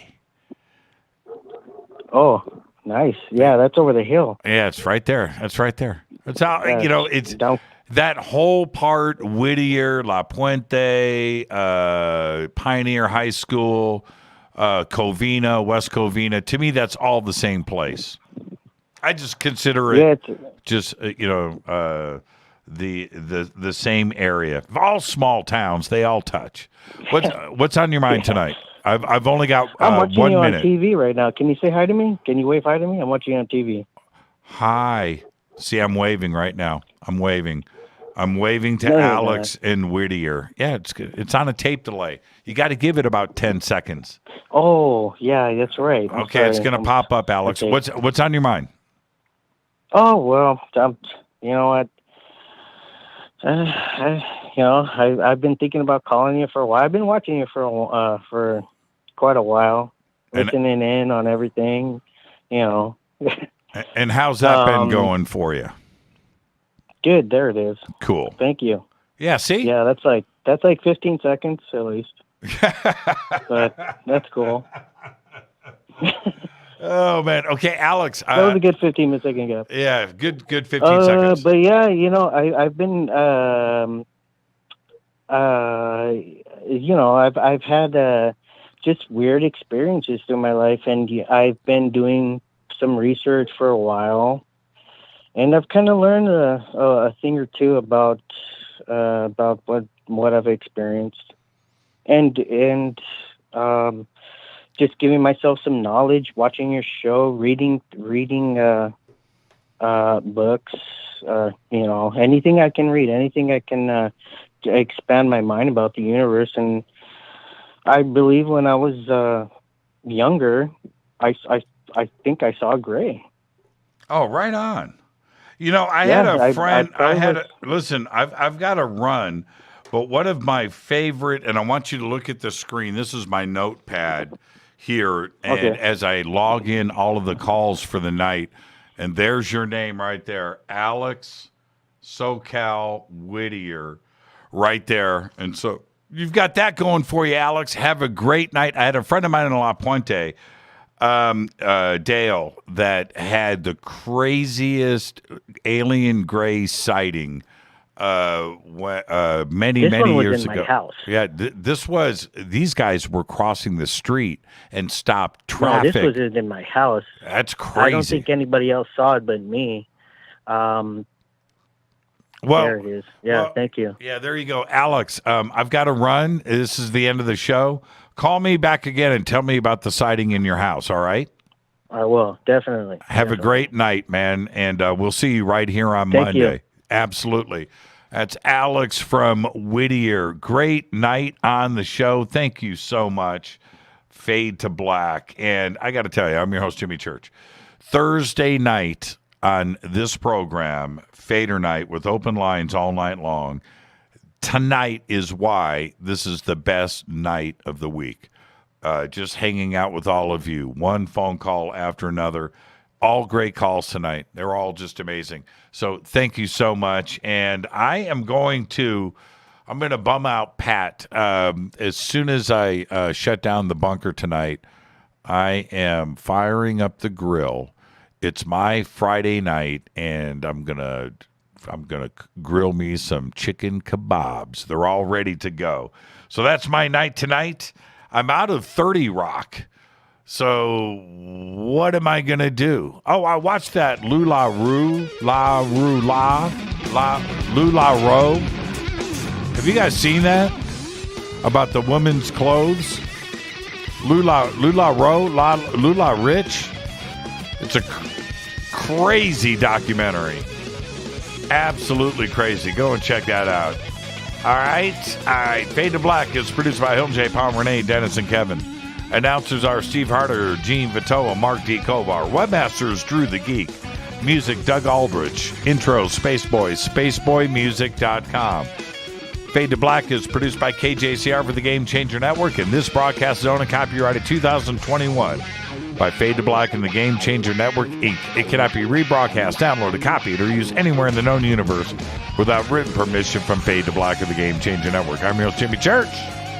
I'll see everybody on Monday. I know what's going on Monday. I know who we have on Tuesday. I know who is booked for Wednesday. Next week is going to be insane. Until then, be safe. It's time to fade to black.